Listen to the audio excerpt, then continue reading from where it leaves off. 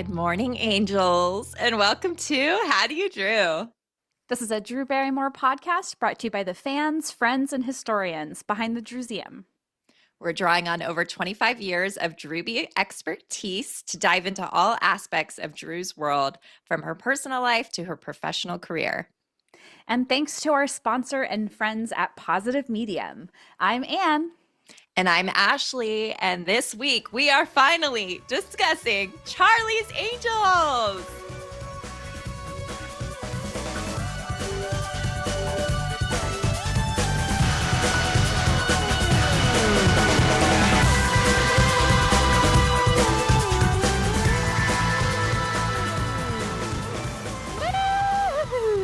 It's kind of wild that we waited, but also it felt really daunting, right? Oh, beyond. And when you were going through this process, did it feel daunting?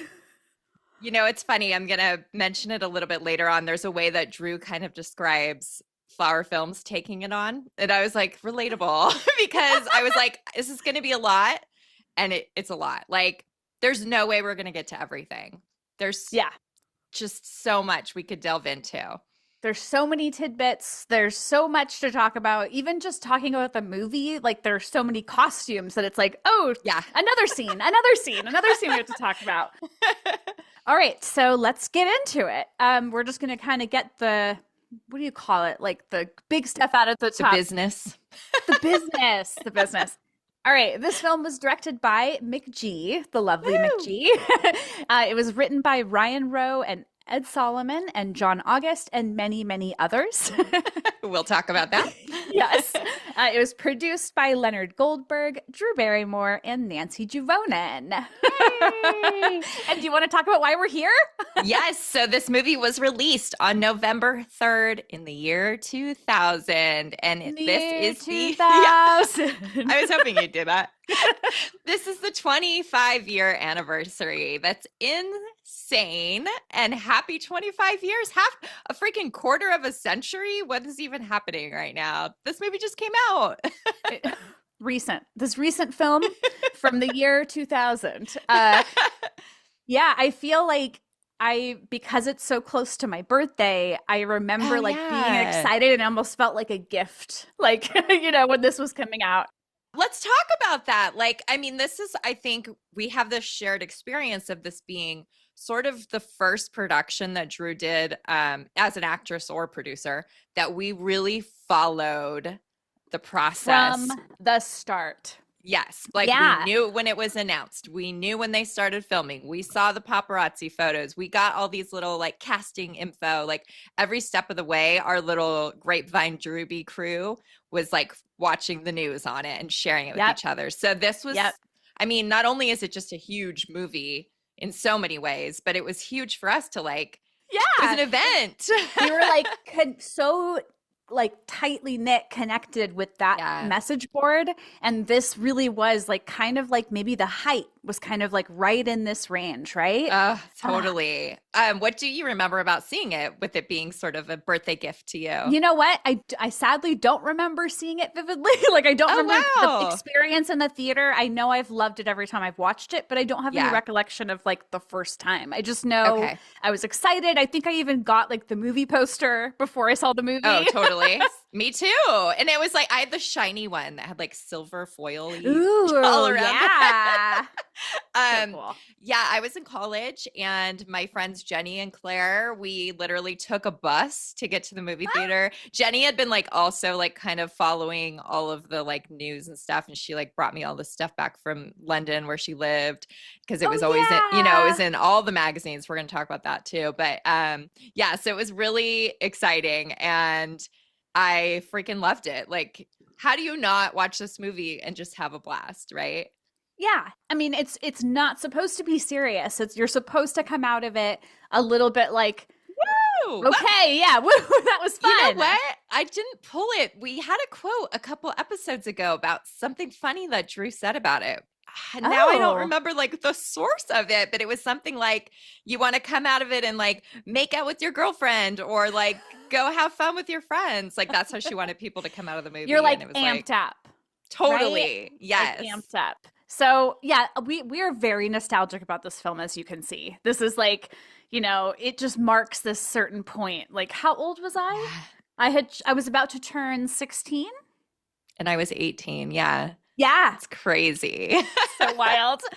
All right. Should we read our favorite IMDb summary? Yeah, go for it. All right. 3 private investigators are assigned to track down a kidnapped software engineer, but the case isn't always as straightforward as it seems. It's a very vague way. That's all it is. 3 private investigators. Yeah. No like hijinks, disguises, adventure, fights, like none of that stuff. I guess that's the plot. I guess that's the point. It is kind of funny. It's kind of giving away. There's a twist with this kidnapping. Do they always refer to the angels as private investigators? I was wondering that too, because at one point I was like, oh, they're spies. And then there's another point where I think Knox says you're a detective. And so, yeah, I don't know. Maybe it's like a very, the angels are the angels, and that's all you need to know. Yeah, I'd never really thought about what category do they fit in? I just knew it was like you come to them if you have a very specific and need that requires a lot of knowledge and power. A lot of skills. Yeah. All right, let's get into the making of the film. So there's a lot that went into this. Obviously, there's a lot of history because it's Charlie's Angels. So it's based on the popular 1970s Aaron Spelling, Leonard Goldberg television show. If you're not aware of that for some reason, Drew said about the TV show, "I loved it. I collected Matchbox cars and Tonka trucks, and it was the one show where I saw women driving really cool sports cars." Isn't that fun? That's really fun. She also said, "I always just remember that there was nothing I didn't like about any of them. I loved all 3 of them so much." And I didn't note it here, but I do remember Drew saying that at one point they wanted the original Angels to cameo. It was never able to be figured out. But I think she said her vision was that the current Angels and the former Angels would pass each other, passing the torch, like an escalator or something. Okay. And that was sort of what she ended up doing with the SZA video, just walking by her and being like, "What's up?" So she was comparing those? Yeah. That's cool. That is cool. Okay, so let's get back to the making of. So when Nancy Javonen learned that Sony and Columbia were making a film version in 1998, she immediately knew that she and Drew just needed to get on top of it. This was the project. She felt it. They were passionate about it from the start. They pitched it using a videotape montage that Drew had compiled of clips from other movies. So she basically made a reel using clips from Lost in America, The Jerk, The Red Balloon, and Raging Bull. And it was to explain this is what the tone that I'm going for is. I was thinking that it reminds me of the fact that when she did Whip It, we know that she had a wall of inspiration. Yes, I was thinking the exact same thing. Yep. She's very into mood boards or mood videotapes, I guess. Right. And I had this oh, it'd be so cool to see that, knowing she curated it. Yeah. Really cool to get into Drew's brain and think about that stuff. So it was announced in February 1999 that Drew and Flower Films were officially attached to the project, and I'm sure we found out about it right away. Right. I was gonna say February 99, that. Yeah, it's it was such a peak time. Right. So this is what I was referring to earlier. So Drew said, quote, "I feel like step 1 was producing Never Been Kissed. We kind of skipped steps 2, 3, and 4 and went straight to 5. I don't think we had any idea how intense it would be." And yeah, preparing for this episode felt a little like that. Where I was just and I was trying to do it in a short amount of time. Should have done it earlier. And it was just oh my God, I was literally telling you I was in yoga yesterday, trying to be present on the mat. And instead I'm thinking about all these different notes I wanted to add. Literally text about Drew flying at you while you're closing your eyes, trying to zone everything out just for an hour, please. All right. So anyway, we just love it so much that you can't stop thinking about it. So Drew and Nancy really, really went to bat for McG, who was a music video director. Can I ask you real quick? Yeah. Were you familiar with him before this? I knew the videos. And I don't know that I had noticed that director over and over again? Okay. I was like an uber nerd about music videos in the 90s. And like, this will probably come as a great shock to you. But all the ones I recorded, I also made notes of who the music video director was. So I would pay attention to like the repeating person and what their style was. So I recognized not only McG because I knew his name, it's very unique, and he'd done like Sugar Ray and Sublime and stuff, but his style was very like saturated colors, and like there's parts in this movie where I'm like, oh, that's exactly what he kind of has in one of his music videos. And so I remember being like, cool, like this will look great. Yeah, and I think I don't know if I was aware, but also this is like a time when my musical taste was like changing also.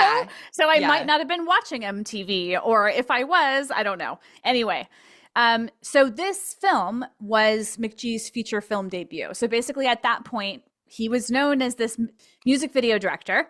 And he gave them a super enthusiastic pitch for his vision. So he set the stage here. So here's a quote. One thing about McG when he did his presentation to us was that he was ready to act it all out to us, scene by scene, shot by shot. It felt like a historical moment in my life. His presentation itself was worth doing the movie. He is full of passion, enthusiasm, optimism, and energy that his belief in us made us work harder and be better at our jobs. I do know that there's a part in the DVD special features where Bill Murray is kind of making fun of McG. Like he says, like, if you put a quarter in him, he'll do the entire movie. And like, but that's so cool. He really like got into it. He was like, this is what it's going to be. Yeah. I also always really loved the way that he describes his vision in this little clip about the storybook pages. Each scene, you know, had its own signature. I wanted it to feel like a gigantic storybook where you were turning pages. You remember the scene at the racetrack. You remember Cameron's dream. You remember Lucy inside of a chrome Airstream trailer. The Swiss Miss Yodeler scene. You would never confound this page with the current page with the page that's about to follow. I love that. Love that. The storybook part. I mean, that kind of is what I was saying earlier. Like, there's so many costumes. There's so many, like, different things that you can't describe without saying like what their disguise is, basically. I love look. That. Exactly. Everyone in the cast and crew raved about that enthusiasm and joy and energy that he brought. He'd applaud after like every single scene throughout filming, like enthusiasm to the max. Like, absolutely. Absolutely. And this is a cute other little clip of Drew just gushing about McG. I have a love and a loyalty towards this man because I continued without doubt to trust his instincts. I love that. And I know that we know that there was quite an affection. Like she, because she had gone to bat for him, like, I don't know. Yeah. It was I lovely. also think it's interesting that Flower Films frequently had these like instincts about people. Like I think about Richard Kelly with Donnie Darko, also first-time director, also got pushback from, you know, whoever, the financiers, studios, whatever. Like, and they were like, no, like this is the guy. He has the vision. We're going with him. And it's very similar in that way. It's so cool. Right. I really like that. Should we get into our little encounters with McG briefly? Just briefly. We've been lucky enough to meet him 3 times, which is hilarious. Okay, so I'm remembering 2, and why don't I remember the 3rd? So what I think is the first was on the set of Full Throttle. Yeah. Okay, so okay, guys. The set this day was Hollywood Boulevard. And it wasn't like a closed private set. He just was like, walking down the street and we were like, McG, and he like stopped and talked to us and we took a picture with him, and it was like, here he is directing this gigantic movie on Hollywood Boulevard, and there was like no one around him. It was crazy.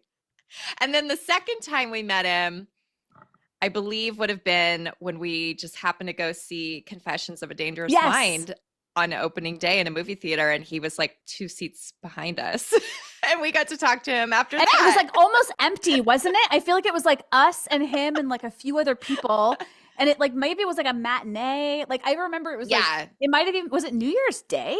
Yeah, it was something weird like that. Right. If like everything about it felt like very specific. But it was just like, holy shit, McG's behind us.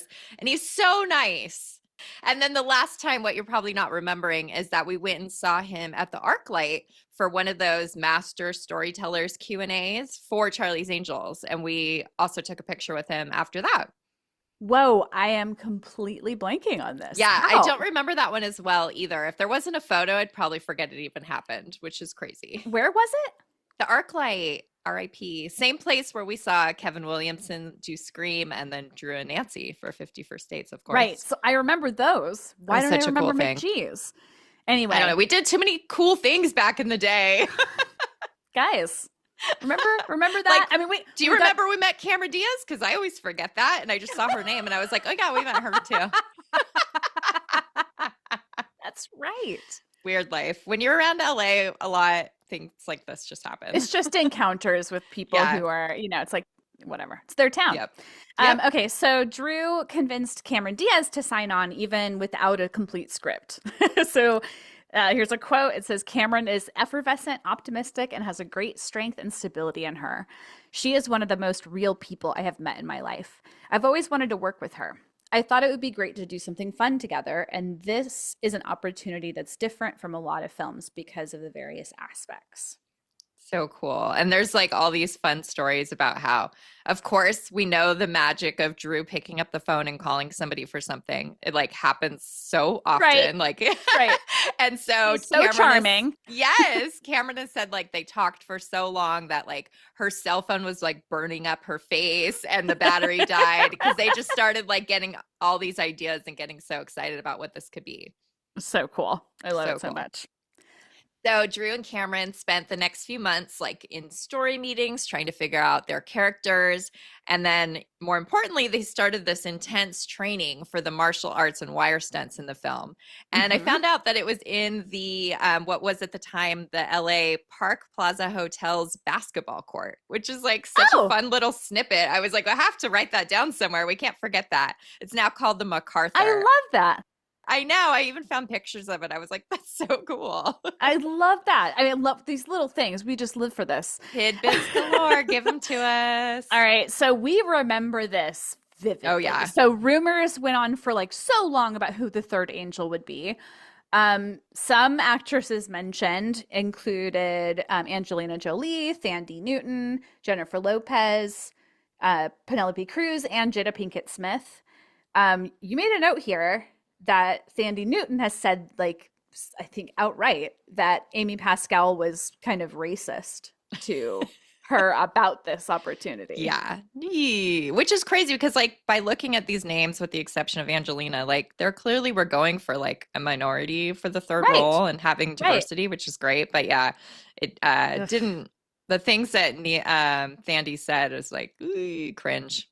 Oh, Amy Pascal. I always think of her crazy hair at Drew's star ceremony.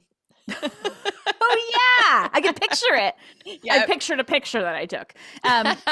Others who were known to have auditioned include Nia Long and Regina Hall. And those are just like what people we found out like since. They've both mentioned on Drew's show. Yeah, which is really cool. But of course, when Lucy Liu came in, there was just immediate chemistry. They all knew she was the one. A quote from Lucy is, I don't think I've ever laughed so hard at a reading. I forgot about the job for a minute. It was more about finding friends. I was hoping I could get to know better. Aww. I know. And then Cameron also said, we all have the same sense of humor. We all have that same twistedness about us. So they just like clicked. And it's cool because Lucy brings a very different energy than Drew and Cameron do, which is perfect. That's what you want. But like, yeah, there was something that they all connected and like had the same about that. Like filled some gap. Like it feels like it's a complete like circle or something. I wonder when they started calling each other Pooh. Yeah, I don't know. Probably right away I could see that. Because that's like definitely a pet name that continues. All right. So now let's talk about the cast because there's a pretty amazing cast. It's kind of crazy. Like can we even mention everyone? I don't know. There's so many like fun little cameos and pop-ups. Yeah, at one point, like while I was watching the film, I was like, it was like this person followed by this person quickly. I feel like it was like Bill Murray and then Tim Curry. So it was Tim like Curry, right? It was like them back to back, and I was like, oh, cool. All right, so let's talk about the angels first. So Drew as Dylan. Drew said of her character Dylan. Dylan was the wild one who had been born into reform school. She was the Wendy O of the angels, completely badass, like she's a Hesher, an absolute rock and roll reform schoolgirl Hesher. Love it. I also think it's funny that she had described herself in rehab as like Wendy O, like trying to get everybody riled up.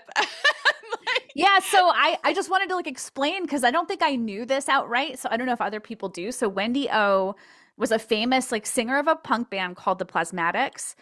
And I pulled a quote. It says that she was noted for her onstage theatrics, which included partial nudity, exploding equipment, firing a shotgun, and chainsawing guitars. Yeah, that's so like Dylan vibes. Right. I get it.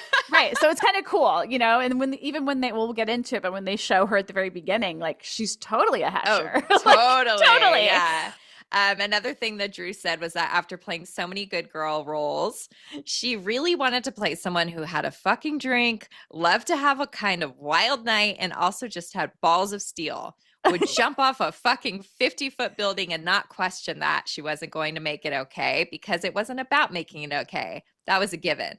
I wanted to play a little bit of a badass. I wanted to play someone who was unashamed and was in touch with her sexuality and in touch with her bravery. And yeah, I would imagine going off of Josie Grossi. This is like such a change. I absolutely love it. Although there are some Josie mannerisms that I'm going to note. Ooh, yeah. I'm excited to hear like, of course, it's like it's Drew. It's still Drew. Yeah. But I'll say really quickly because like she definitely like got into that role. Like even when you see her, like there's one point when they're sitting in the agency, they're like sitting on the couch, and the way Drew's sitting, like she looks like a badass, like kind of slumped down. I know exactly. Like, and she like has like one of her legs up or something, but like it's very. There's something very like confident about just the way she's sitting that gives off this vibe. So good job, Drew. So, okay. So we mentioned Cameron Diaz. She plays Natalie. She's kind of described as a California girl next door, goofy, but genius. And then Lucy Liu is Alex, and she's like the high class, sort of born with a silver spoon angel. And it's just such a great combination. Like to go from, hey, we don't really have a script, we don't know who these characters are. Like I feel like they really did great, like nailing it all down. Yeah, exactly. So, and then we mentioned Bill Murray as Bosley. It was apparently pretty hard to get him to sign on. He even did the, I think we talked about this when we did the SNL. Yeah, when they were trying to get him, Drew attended the SNL 25th anniversary special, and he was hosting it, and he came up to her in the audience and started singing "Don't Go Chasing Waterfalls," and it was very much like, at her. You know, I even finally found like the source of that information, and even Nancy was like, yeah, we were trying to figure out for a while what he was trying to tell us with that, but he eventually relented, so I'm like, get over yourself, Bill. Yeah. All right. Sam Rockwell, who we love. He plays Eric. Eric Him too. Yes, we have. Weird. Didn't we like conjure him? Yeah, that's a better way to put it. We conjured him out of the ether on Sunset Boulevard. We're like, we'd love to meet Sam Rockwell, and like 5 minutes later, he pulled up in a car and ran into a store in front of us. It was so weird, guys. It was so weird. So anyway, Sam Rockwell, he's Eric Knox. McG and Sam wanted the quote-unquote good version of the character to be really like warm and fuzzy and with like messed up hair like Spike Jonze or Beck. Totally comes off. Yeah. Like, right when I read this, I was like, totally. Yep. And then he and Drew, Sam and Drew, would soon play love interests again in Confessions of a Dangerous Mind. And later they played siblings and Everybody's Fine. Anyway, we love Sam Rockwell. Yes, we do. You met him again. Yeah, because we didn't actually talk to him that time. It happened so fast, and it was so fucking like, what? How? Huh? Like he clearly was froze. Like, right. I think he must have like, it was book soup. It was right? book soup. He ran in. I think he must have like prepaid and then like gotten it and left, like, or something. Like it was like less than a minute. I don't know. It was so fast. So I got another chance, and I was like, I am not missing this opportunity again. And I like fully stopped him in like a food court of the Palms and got a really cute picture. We're going to have a lot of cool pictures of us with people to put in this one. That's fun. Kelly Lynch is Vivian Wood, Knox's business partner. And, she also turns out to be a bad guy. Mhm. And then Crispin Glover is the creepy thin man. And I thought this was fun. McG said that Crispin, this is so exactly what you think Crispin would do, gave him 3 pages on the psychology of the character, and that everything all the way down to the way he held his cigarette was completely planned out by him. I mean, speaking of cigarettes, like when he smokes and walks, like his smoke like whooshes behind him and it looks really cool. And I was I bet that was him completely like doing that. Totally. For somebody who has no dialogue in this entire movie, he makes such an impression. It's like, wow, it's really cool. He only like screams. Yeah, he does scream. You're right. All right, so then we have Matt LeBlanc as Jason. He plays Alex's love interest, which is Lucy Liu. And if you don't know about his bangs in this movie, you're in for a treat. All right, so then we've got Tom Green as the Chad. He's one of Dylan's love interests. Drew was a fan of his TV show and on MTV and kind of had a crush on him and wanted him in the movie. So she charmed him, right? It worked. There she goes again. And she charmed him so much that they ended up getting married. Eventually, they started dating during filming and then they were married in 2001. So crazy. And his whole like testicular cancer went on during filming of this. Like, whoa. I didn't realize it was kind of the same. It was exactly the same timeline. Yeah, same exact time. Yeah, whoa. I know. It's a lot. She had a lot going on at this time. It's crazy. Yeah, she like made her way out of this year. We also have to mention Luke Wilson as Pete. He becomes Natalie's love interest. And, interestingly enough, he was Drew's most recent ex at this time. And sometimes I wonder, like, how did she feel watching her best friend flirt with her ex? Like, right, on camera for the movie, but still, it's like, I would love to know. I don't think we've ever found out like how he ended up in the movie, why they asked him to do it, because he's so cute and charming. I don't know. When was the last appearance where they were seen together? It was like right at the time she was training for Charlie's Angels. Okay. It was like the end of 1999. Like right when she, those pictures of her changing in the parking lot to jog was because she was training for the movie. Oh, that makes sense. Yeah. So maybe it's a thing where he had the part because they were together and then they split up and then all of a sudden she's dating Tom. I don't know. It's wild. But like the part as not her love interest is someone else's. So it's kind of interesting. I mean, either way, he's great in it. Oh, I love him in this movie. He's so sweet. So then we mentioned Tim Curry earlier. He plays Roger Corwin, the owner of Knox's rival company, Red Star. He's like a villain, but not the villain. He's like a jerk, but he's not really the bad guy. I think we think he is, and then it turns out he's not. He's like schmarmy in this movie. Yeah, he is. It's perfect though. He does a great job. And then John Forsythe is returning as the original voice of Charlie from the TV series, which is so cool. I love that they got that. Like, that's so rad. He said, I did a special with Drew when she was 10, and I said, we've got to act together when you grow up. Oh, that's so sweet. It is sweet, especially when you think about like how Dylan is sort of like the one who's like doesn't have a family, sees Charlie, but also like the novelization really hammers home like her wanting to see Charlie. Like in every phone call she goes, Charlie, can you join us? Like, it's kind of goofy, but I wonder if like that was in the script where it was more like she's always searching for that. Interesting.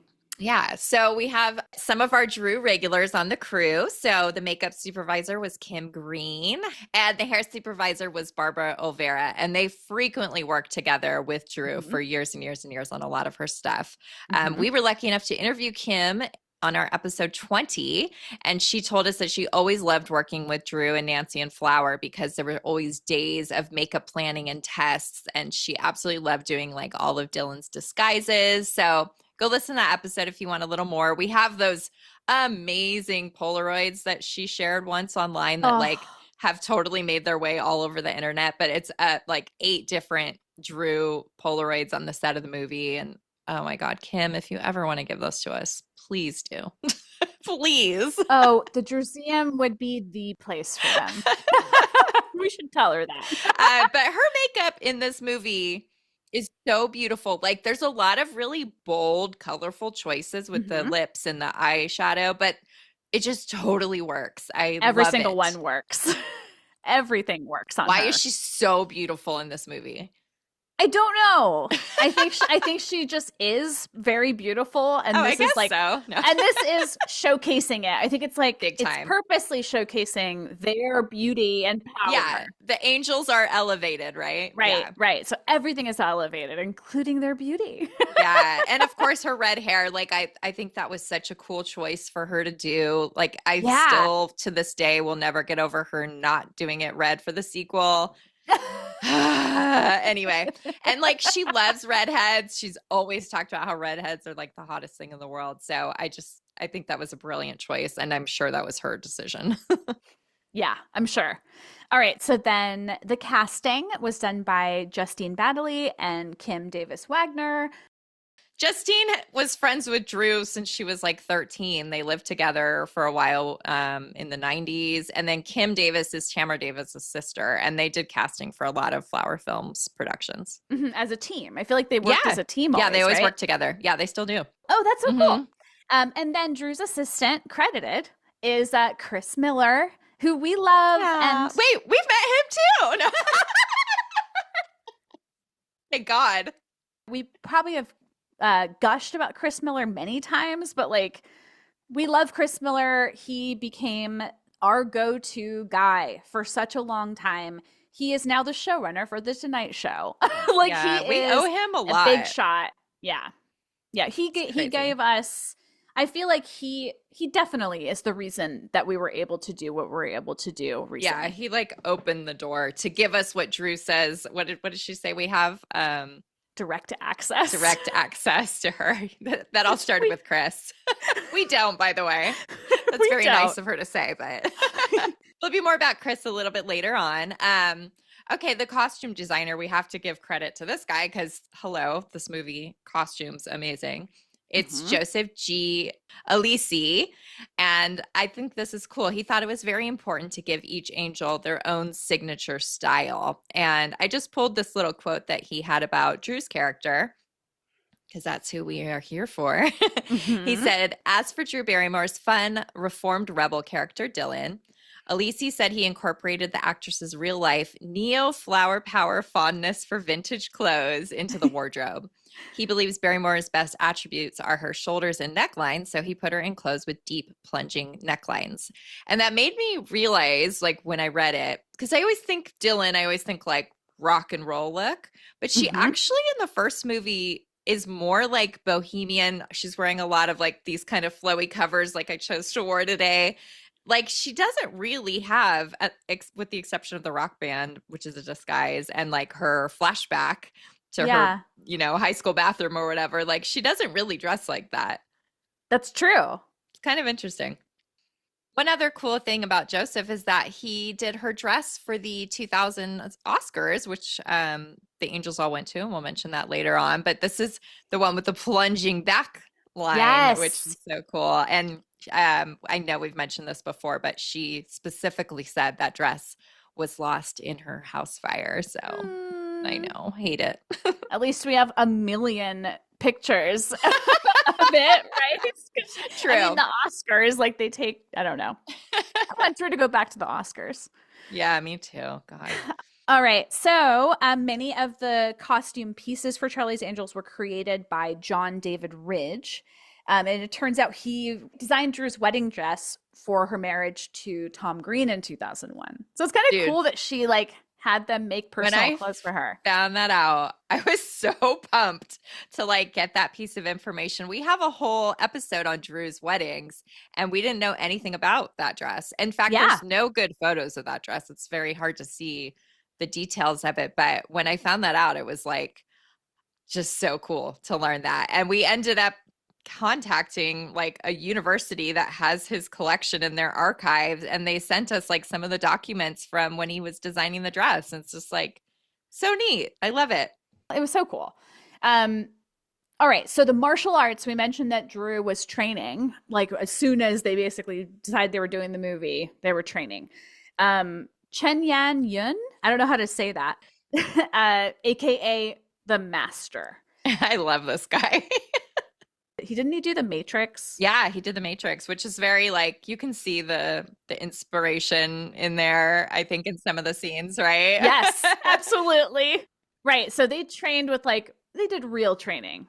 Real. I mean, there is a great video on YouTube that we'll link to that it's from the DVD, but it shows like what they went through. And it's really, I'm going to mention this again later on when we go through the movie, but it's really like satisfying to see like them trying to get moves down and like looking kind of sloppy to what ends up, you know, happening when we see it on screen. It's just so cool. And they had a lot of respect for this guy, it sounds like.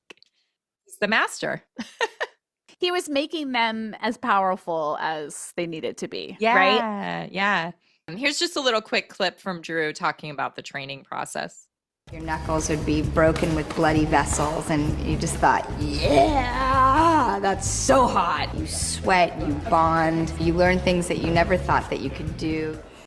It's just so cool, like Drew not ever thinking of herself as that athletic. Right. To see the things that she was able to do after this training. I'm just so proud every time I watch it. I'm like, look at her go. So cool. It's so cool. I mean, this was a cool movie. You know, like that's the thing is it's like fun. It's cool. She got to be cool and do cool things. Like anyways. Cool. So we mentioned earlier that there were many writers that worked on this. So famously, there were like many writers and a lot of rewrites and like day of filming, I think. Right. They were like, here's some new pages. I love this screen cap you put in here where it's like the different versions and their date. So it's like blue version, pink version, yellow version, and it's like days apart. Yeah. And then it starts getting real random. Salmon, cherry. Guys, there's like 10 different versions on just this screenshot. There probably were more. There's probably more. Yeah. Right. Okay. So we know that an early version of the script had something to do with supermodels being cloned, and Drew and Nancy were like, like they ditched that immediately. And the writer, John August, recalls he had an early meeting with Drew about the screenplay where she really emphasized that she wanted the angels to be confident on the job and giant dorks off the job, which is so fun. So like, good. That's so Drew, too. Yep. It really, that's totally her, huh? Yeah. I do want to say, like, so like I said, I read the novelization because sometimes you can get little snippets of things that were cut out of the movie when you do that. So it's kind of fun. But it really drove home the fact to me that like the script is pretty like when you're just reading it and you don't have like the imagery and the music and like all the charisma from the performances and just all of the things Mick G brought to it. It's like, wait, what's going on? Like, wait, huh? But that's not what we're here for, so it doesn't matter. Right. I mean, there's a very general conflict that resolves. Like, that's it. Like, that's all we really don't worry about those weird details about the satellites and right, things that don't make sense at all. Yeah. Drew had a very clear stance that she didn't want the angels to have guns. And I feel like this was like in a lot of the like media about it. It was very much like they are using their hands. Like they are doing martial arts, like we've said. So filming started on January 10th, 2000. And it ended approximately in May. And one of the cool things that we kind of had mentioned this before was that we would get to see a lot of paparazzi photos, which you know, paparazzi, we're not always here for it, but we got to see like a lot of on-set pictures whenever they were filming like out in public. So there's some really fun pictures from all the different scenes. I love the one of her and Tom where she's got the messed up hair from the makeup from the beginning of the movie. Yes. I, for some reason, really remember the ones of her in the water, and it's probably because it was like printed in People magazine or something, right? Yeah. And it was like a 2-page spread or something crazy like that. And of course, she looks beautiful. Of course. Okay, so despite rumors to the contrary, the actresses got along really well. and became lifelong friends. I mentioned earlier I was trying to figure out when they started calling each other Pooh, and I feel like every time like Drew and Cameron do anything even publicly, they are calling each other Pooh. Like, it's so cute. Totally. Drew said, "It's like I finally know what it's like to have sisters. It's like I finally get it." Oh, that's so cute. Yeah, I mean, and it's so obvious. I was kind of laughing because I don't know how much you were paying attention during the Wicked promotional tour, but like Cynthia Erivo and Ariana Grande got like so much shit for how they were constantly like holding hands and touching each other and loved each other so much. And I was like, the Angels kind of did that first, actually. They did. And I'm sure there were people talking shit. We were just about it. Don't you remember the SNL Weekend Update skit where they had like versions of the Angels that came out and they kept touching each other's hair and like showing their butts, and Jimmy Fallon is like, "Whoa!" We'll have to link to it. I think it's on YouTube. I don't remember this. It's so good. That's really funny. One of the rumors about an on-set issue was actually true, and it was an argument between Bill Murray and Lucy Liu over how the first Townsend agency scene was going to go. McG explained that it was a passionate conversation reminiscent of a Sunday night dinner table. And Nancy Javonen said that Bill Murray came into the production kind of late with all kinds of ideas of how to save it. Lucy Liu didn't agree with some of those ideas and told him rather forcefully, and they argued. So there was something. Yeah, and it's crazy like how much that story was printed at the time. So like it obviously leaked at the time, got printed everywhere. There were a lot of people talking about it, and it still comes up. Like Lucy just had to address it in the last few years, and it's like, what? There's really not that much to tell there. Like he was kind of shitty with her because she was like a TV actress and like, who are you? And she stood up for herself, and everyone walked away and came back, and it was fine. Like, shit happens. This probably happens all the time on every movie set. True. Mm-hmm. But also good for Lucy. I like her balls there. Yeah, me too. So one last thing about the production is at the very end, Drew threw a huge wrap party at her house. This was the house on Cherokee that ended up burning down. Supposedly it was the best party that anyone had ever been to. And in Premiere Magazine, it said 1,000 people showed up at Barrymore's house, where there were canvases and paints laid out, 4 bars, and a game room with air hockey. The actress also set up a room where old episodes of Charlie's Angels played continuously. Can totally picture it. That's so cool. So fun. I love that so much. I want to go to a Drew party. Me too. Oh, man. Hey Drewbies.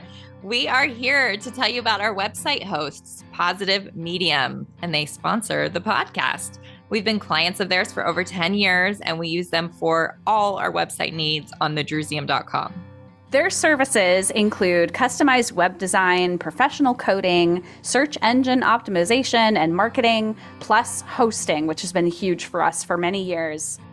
Plus, their incredible customer service has been one of our favorite features. They've literally saved our site quite a few times, and they always help with minor troubleshooting in a matter of minutes. So whether that's coding issues or back-end questions, etc., we reach out, we get help immediately, which is just invaluable. Lucky you. To our listeners, Positive Medium is offering 25% off any managed WordPress hosting plan using our promo code DREW. That's DREW. Visit our friends over at positivemedium.com. Thank you.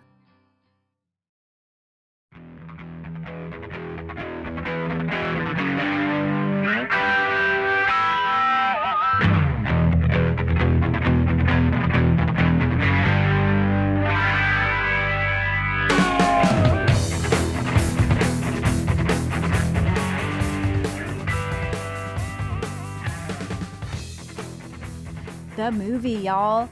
Charlie's Angels. I can't believe we just talked for like an hour and we haven't even started the movie. Oh my God. Well, there's a lot. There's a lot about its production. Yeah. There's a lot. All right, now let's just have fun.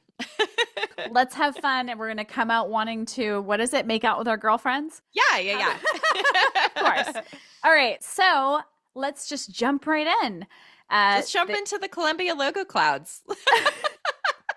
I love that, like, beginning. Like, immediately, you know, oh, this is something different. Like, you don't normally have the logo and then you go into the clouds of it and now you're in an airplane. Like, such a great idea. They do this really long extended, what looks like a one shot. It's actually 3. They like point out in the commentary where the cuts are. But I love one shots. I'm such a sucker for them. I mean, they're so cool.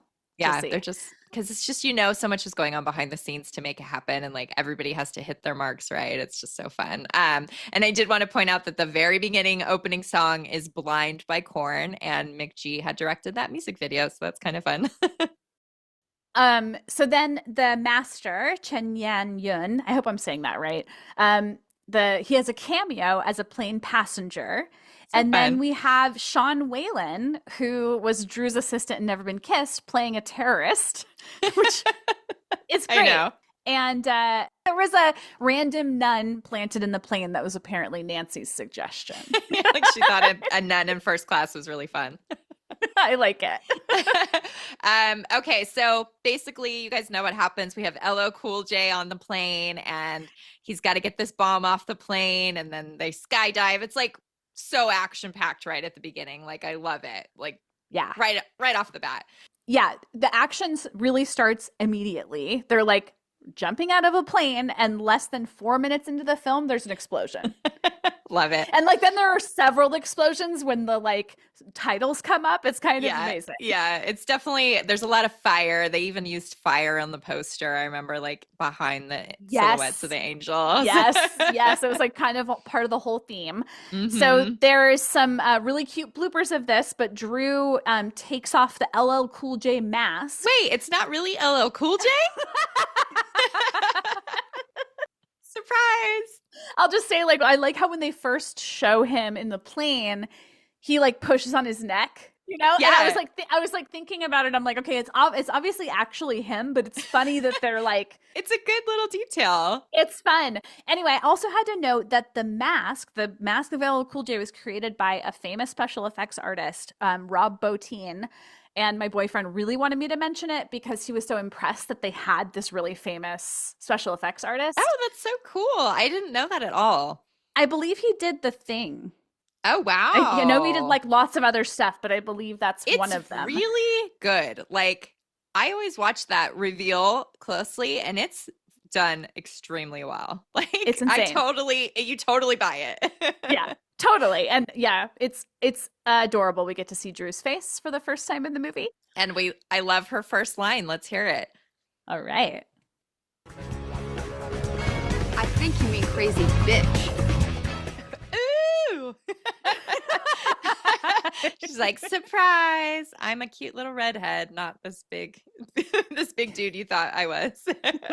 And I just have to say, and we're going to say this probably so many times, but each of the angels, this is when we meet each angel, we get to see their kind of reveal. They all look so stunning. Like, just, I know that was like a big thing for McG to have them look like very golden, very lit from within, but wow, these first 3 shots, you're just like, okay, so they're all unbelievably beautiful goddesses.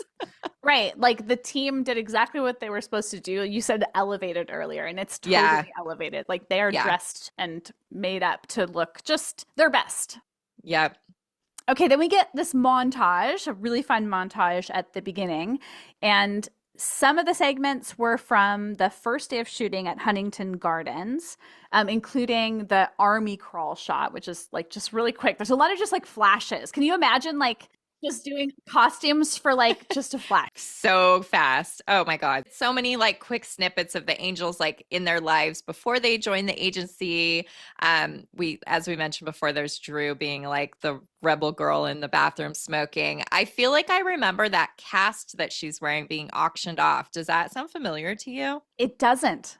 Oh man. I'll have to look into it because I do also remember the muffin prop being auctioned. That's like funny. Yeah, very funny. That's really funny. Where are all the other costumes and props? We'll talk about a little costume stuff later. We know where some of them are. We do. I love that just in this little montage. Drew gets to show off that she can like cross and roll her eyes in like in a very like, she can really has control of her eyes. And it's in the scene with the drill instructor. And I just love it. I've always loved that for some reason. It's really good. It just shows her like, I don't know, the comedy in her, Yeah. Oh yeah, for sure. Yeah, our little ham.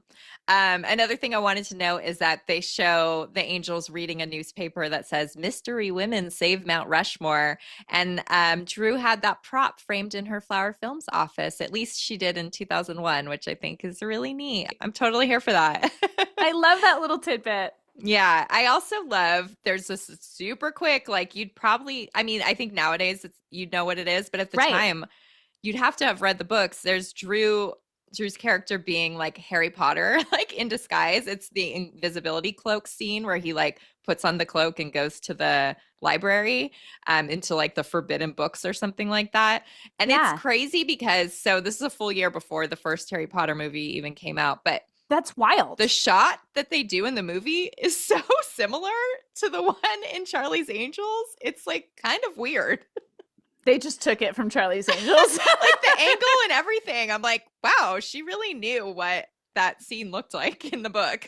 That is really weird. Please put that in the gallery because I think people should see the comparison. That is it blows my mind that it's before the first movie came out. Yeah.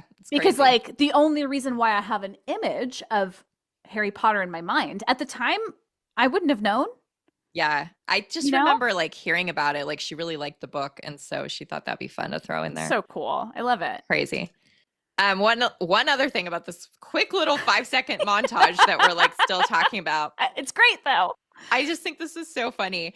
So I was watching the like behind the scenes footage of like the very last part where they jump and it like goes into the title card. And it was clearly filmed at Universal Studios because in the background you can see the Grinch sets, which would have been like filming at the same time because the movie was released 2 weeks after Charlie's Angels. Remember they had those sets there forever though? For a long time. On the tour. Yeah. Yep. You could definitely see them. Whoville? Is that what it's called? Yeah, Whoville. Yep. Yeah, that's really funny. Really funny. Magic. I love stuff like that. Like just Me like too. what's right next door, like what's on the other side of the camera. That you have no idea. Right. It's like behind the scenes, why we love it so much. All right. So now we get the Chad, his boat. This is Tom Green. It opens up with Drew looking super sexy. And then she gets up and her lipstick is like smeared all over her face and her hair's insane. It's just perfect. It's so like over the top. There's like water dripping on her leg and it pans up over her hip and you can see that she's nude under the sheet. Like it's just like so funny. It's so great and it sets the scene. It sets the tone for that character in a way. Yeah. And the Chad's character because right off the bat he's a little weird.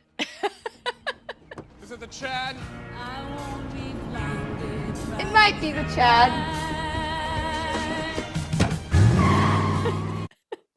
Starfish.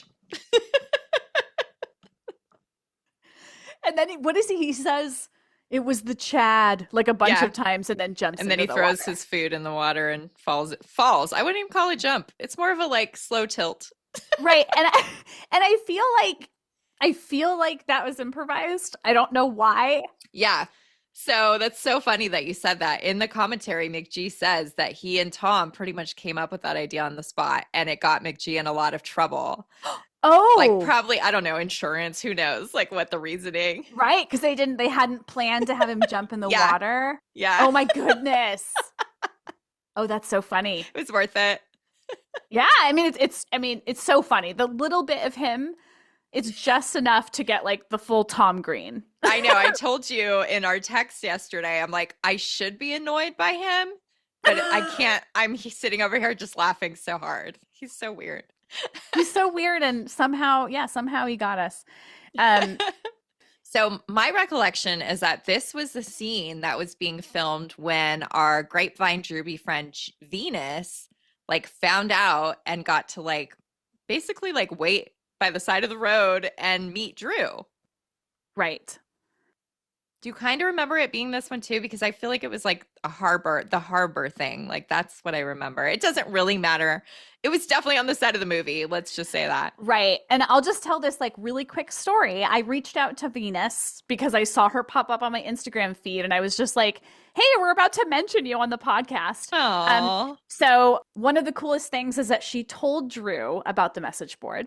Yeah. And I think she had Drew sign something that had like She pictures did. of us on there. Yeah, I think she made this like poster board and she put like all of our names around it, which was so considerate, like right. So thoughtful. And Drew wrote to the grapevine, all my love and beautiful energy. I'll never forget it. I'm not reading it right now. I just remember it. I remember reading her story and seeing that picture on the message board and like sobbing because it was just like it was so touching. I probably thought at the time it was the closest to Drew I'd ever get. Right. So Venus, I have a little like just a little snippet she said because I just love the way she, like her perspective. Yeah. She said, seeing an SUV stop in front of us, the window rolled down and seeing it was actually Drew driving. Oh. We didn't have the internet or socials like we do now where we see a glimpse into our favorite celebrities' lives. So seeing this in real life and her wearing cozy clothes and a day of action-packed filming hair made her so adorably a real human person. Oh, I do remember she's wearing like her Uggs and like sweats, of course. Yeah. It's so cool. So neat. Anyway, we had to mention that because this all just kind of solidifies or is a very perfect example of how in it the team was. Yeah, the team being us, the Droobies on the grapevine. Yeah. And we have I have a horrible teeny tiny printed version of that picture of Venus and the poster board, and hopefully Venus can get us and Drew obviously, and hopefully Venus could hook us up with a better version because I would really like to share it. I want to see it again bigger. Yeah, I do too. Like I can picture it. Yeah, so I must have it either in my mind's eye or saved somewhere. All right, let's get back into the movie. So we get also the sequences of Natalie and Alex like doing their things and in the morning and getting the calls to come into the agency. And then that's where we end up at the Townsend agency to find out about their new case. Mm-hmm. I thought this was interesting. The prop department believes that they got the original speaker, or probably one of the original speakers from the TV show. And it does have like a very beat up, scratch look to it. So I buy it. Like, I don't think there was one throughout the entire show, and this is the one.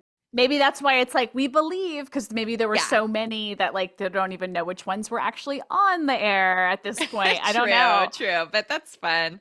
Yeah. We immediately get to see Drew's very random, the spiral curls that are mixed in throughout her hair, and they totally recreated that for the Barbie doll version of her. That's funny. And I just, again, her perfect red lips in this first part, like perfection. I think I have a memory that this was Jillian Fink Dempsey's line, Deluxe Beauty, and it was the Clovis red lipstick, but I have not been able to confirm that. So just putting out there, it may have been, and I could be also totally wrong. Yeah, how do you confirm that? Ask Jillian. Yeah, right. I have been reaching out to her hoping she'll come on the show, but no response yet. That would be cool. That'd be so way cool. I noticed that Natalie is reading a book that says it's called Music of the Birds, which I think is kind of fun because it's like laying the groundwork for later on where she can understand bird calls. Supposedly. Yeah. We'll talk about that. More on that. I love that tidbit. I did not notice that. Yeah. I was watching a very high quality version of this movie where I could see things that maybe I normally hadn't. So Alex, she's like trying to be, I guess in the book, AKA probably the script, she really loves Martha Stewart. So she's trying to be like a homemaker. Oh, that's why she's always like cooking and stuff for her boyfriend. Yeah. So she makes muffins and apparently they're horrible. And I always love Drew's delivery. She smells it and just very like under her breath goes, "Oh my God." Like I can't even pull the audio because it's so subtle, but it's so good.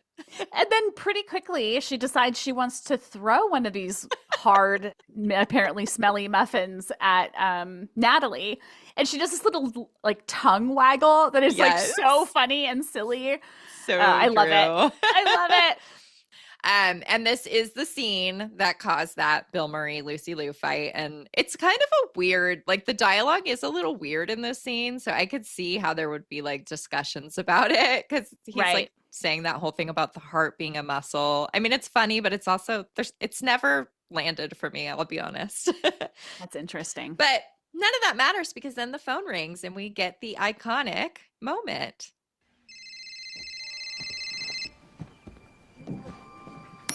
Good morning, angels. Good morning, Charlie. You got to have that moment. You got to have that moment. And it's just a beautiful homage. Yeah. I mean, the whole thing is, but that, and the fact that it's actually John Forsythe is the coolest. I know. It's the coolest. So Charlie's going to tell them about their new assignment for this tech billionaire guy who got kidnapped. Yep. And the tech billionaire, that's Sam Rockwell. I always love Drew's, like, not Drew, I guess Dylan's little smirk when she sees him. Like you can see they're planting that she thinks he's cute. Like it's like she just gives a really look. Again, subtly really well done. Right. And then their client is Knox.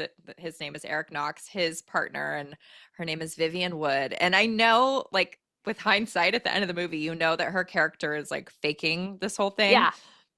So I want to like hope that Kelly Lynch was intentionally delivering her lines so phony here. Like when she's like, I know he's still alive. I'm like, I'm not buying it. And, you know, right off the bat, props to Natalie. She's like, she did it. Like she knew. Yeah. Right as she's walking in. Yeah. She calls it at the beginning. That's how like wise they are. Mm-hmm. That's how wise is not the word I want. Savvy. Savvy. That's the perfect word. That's how savvy they are. Okay, so then I just have to mention this. So there's like this spa. Apparently it's called Madame Wong's House of Blossoms. And the angels. I like that you're like, what is this? A spa? And I'm like, hello, it's Madame Wong's House of Blossoms. Duh. So Tim Curry is there and they need to like is it his fingerprints at this point? I can't remember. No, they're getting his his PDA. They download that and they get his car key imprint and that cool little compact. I love that little. Oh, that's right. Of course. I can imagine the sound of that thing closing and it's really satisfying. I love it too. Why is that? That's so weird. Anyway, so the angels are done in full Asian appropriation. Oh. Like full. Pretty bad. I always loved Drew in a dark wig. I know. I hate that I've always loved these pictures because I'm like, she's so beautiful. And then like in the year 2025, I'm like, appropriation. I shouldn't have done that. Right. I mean, I said I always love her in a dark wig. What I meant was I always love her with dark hair. Of course. It doesn't have to be a wig. It doesn't have to be a wig. And then this movie is like boom, boom, boom. Like the picture book thing is totally happening. The pages are flipping.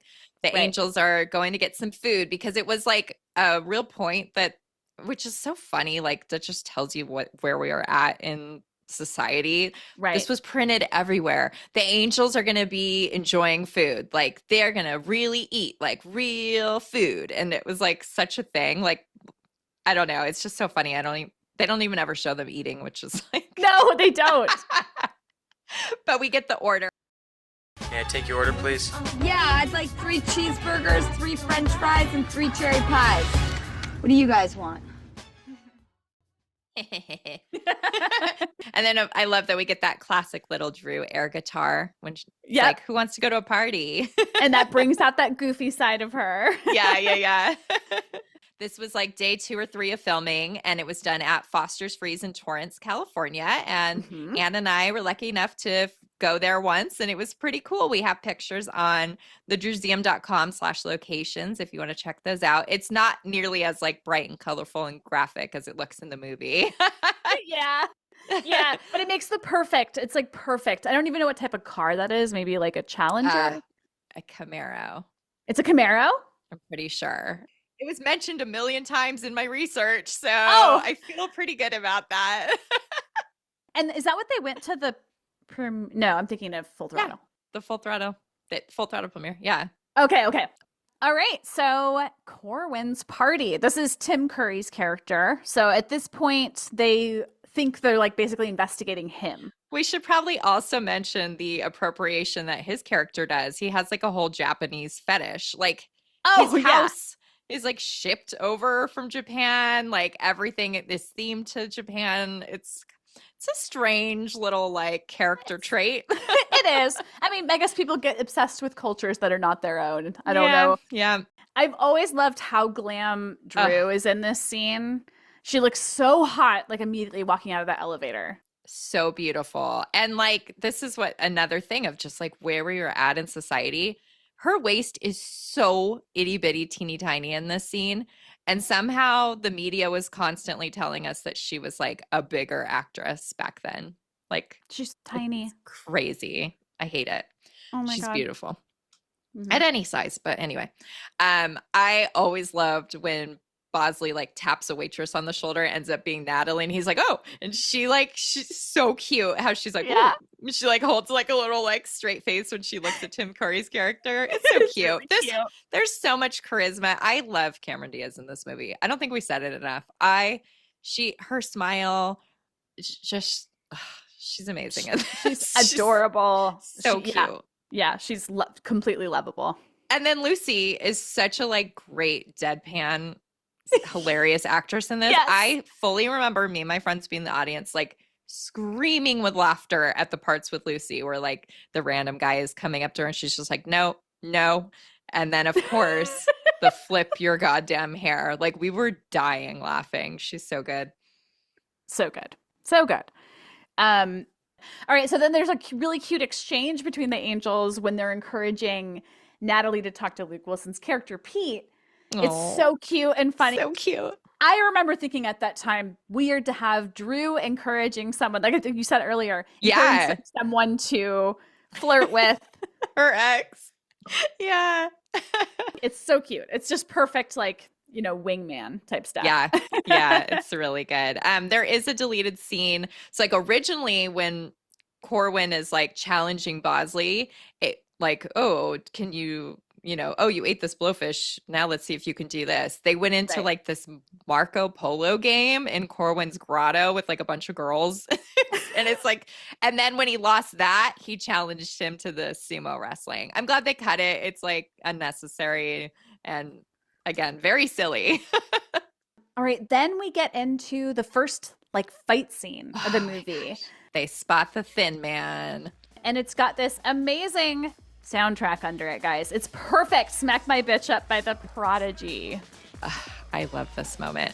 It's so great. So good. Like, this is like, I literally get like goosebumps. I'm like, this is when shit gets real and like all that training they did. We get to see it pay off and they look so incredible. And it's just like the music really adds to it. Like, I think that's one of McGee's like specialties, I would say. And probably Drew as well, because we know she's really good at putting music into her productions. Yeah. It just like brings up the scene so much. Right. Speaking of elevating. Yeah, that raw footage that you can see on the DVD of this scene where like all the wires are still there, the music isn't there, and like it changes the tone incredibly. It's really awkward without the yeah. It's so awkward. One other thing I want to mention about this scene, because you know how I am about like false information. It's like the number one thing to get me heated and mad. Ever since like day one of this movie, there has been this prevailing movie mistake internet rumor that Drew accidentally says loose, like Lucy. Mm-hmm. And it's so clearly Lucy saying brace when they're like putting their hands together so that Natalie can jump. I hate it. That's like, I found it again. Like I searched, came right up. I'm like, wrong. So just, you know, officially setting the record straight on that one. Yeah. But this fight scene is just, it's so good. It's really good.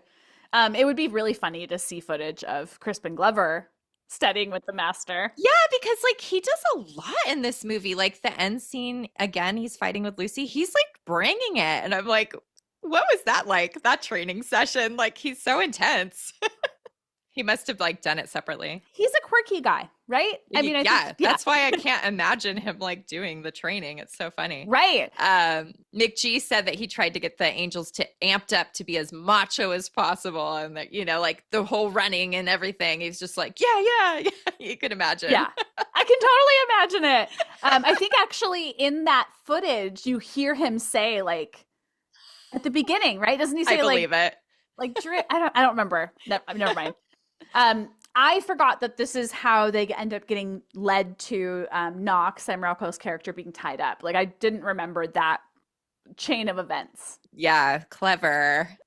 Even when they reveal that it's like Knox and Dylan's like, Knox. Even there, she's kind of like, ooh, hi. Yeah. And I will say, so the next scene, they're like with Knox and Vivian at the agency, and they're like planning the next steps.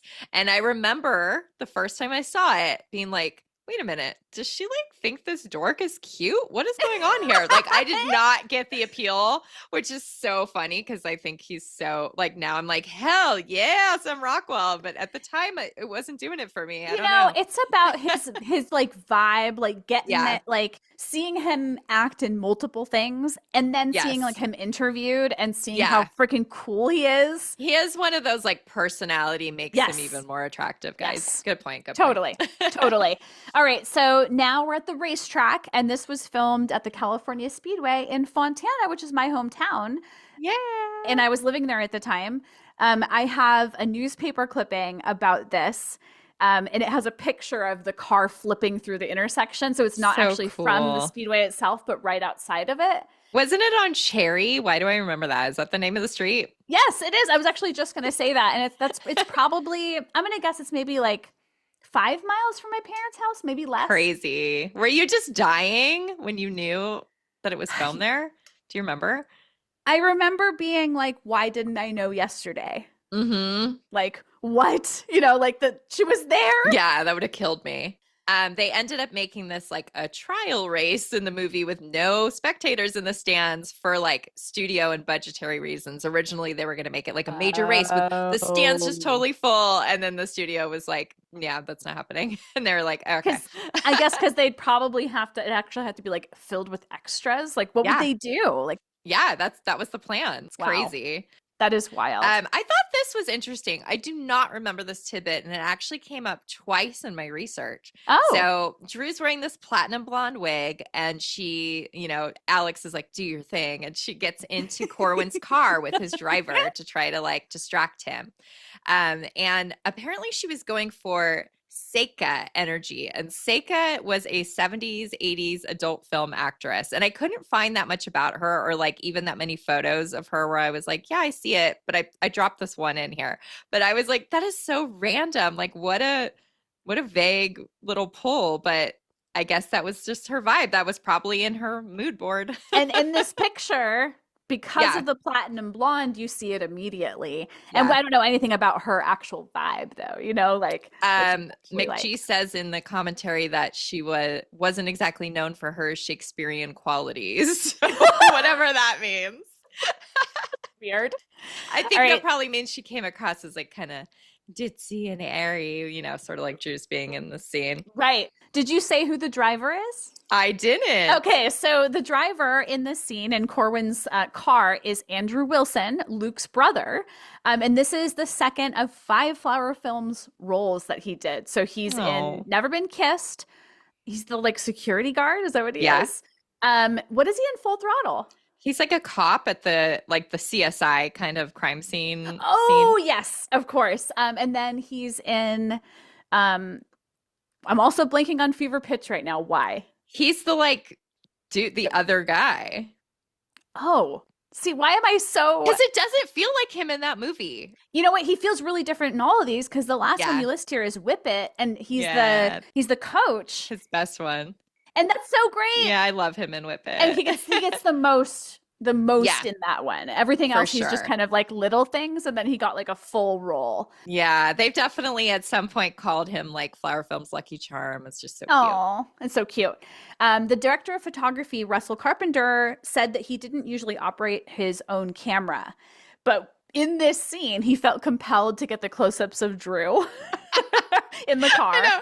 He doesn't like laugh about it or anything, but I'm like, well, that's clearly because she's looking so hot, right? Right, exactly. This is interesting though. So the shots of Drew, like there's one angle focusing more on Drew and then another angle focusing more on Andrew.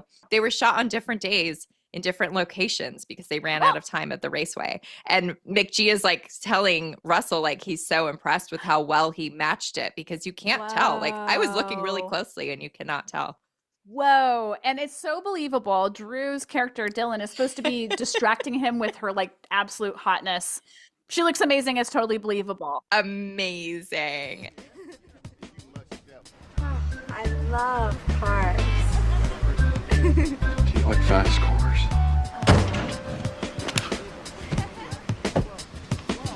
I like fast everything. Oh my god. She licks the steering wheel. His little oh my god. I think it was also fun to see her be like overtly sexy. Like, you know, she's like immediately like, oh, it's hot in here. And like, speaking of plunging necklines. Yeah. How are her boobs staying up like that? They're amazing. Right. And the neckline goes like to her like belly. Yeah. Basically. And then apparently the shots, so Natalie sees the Thin Man in a race car. She drives after him, and the shots of Drew and Lucy that are like talking to her were also shot in the studio parking lot because they ran out of time. Yeah, it's just so funny to know those little things. Weird. And then I love that you noted this. So they're in my hometown, Fontana, and then within like seconds, they're at a bridge in Long Beach. Yeah, movie magic. That probably takes, I don't know, an hour, 45 minutes on a great day. Yeah, right. Exactly. Okay, so we get this quick little scene where they're planning on how they're going to infiltrate Red Star. They've decided that Corwin's Red Star is like behind the kidnapping, and they're going to find out about how the security works there. It's just really fun. And I noticed that Drew is wearing the outfit that she ended up wearing to the Blockbuster Awards in 2000. So random. I know. We had already known that she had to go straight from the set of the film in a helicopter to make it on time. And I like remember knowing that outfit was in the movie, and then I thought it was a different scene, and I was like, oh, I'm wrong, that it's not in the movie. And then when I watched and saw it here, I was like, I was right, it is in the movie. That's so funny. I'm guessing she probably just like went in her makeup and everything. Like, yeah, they changed her hair, but it's so fun. Oh, then they probably changed her makeup too. Of course, we get more cultural appropriation. Oh, this one's even worse. Yeah, it's part of the plan to get into Red Star, and they're belly dancers in this one. But again, it's fun to see Drew in a disguise. Yeah, but not so fun to see the brown face makeup. Right. Oh, that was so unnecessary. Why, guys? Why? Right. The year 2000. Yep. And that was the fingerprints, I think, right? Yep. I love the scene following that where she's in the lab. Me too. She looks so pretty. Like, I've always loved how she looks there. And the lighting is like blue or green or something. Yeah. It's really cool. It's very science-y. There's like, like beakers and bubbling stuff. I'm like, okay, sure. Speaking of disguises, we get the Swiss girls outfits. Oh so this my is God. all like, again, like really fast. Boom, boom, boom. Boom, boom, boom.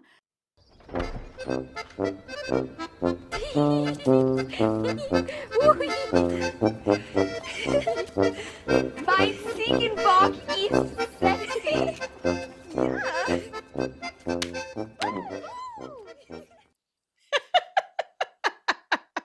I'd love to know what she's saying there. The music is giving me Matterhorn, by the way. I like to never have noticed that until just now. Totally. And the singing is so not their voices. Not even close, but I love it. I love those outfits so much. I love the pictures of them on the set in those outfits. Oh my God. So cute. Too cute. Adorable.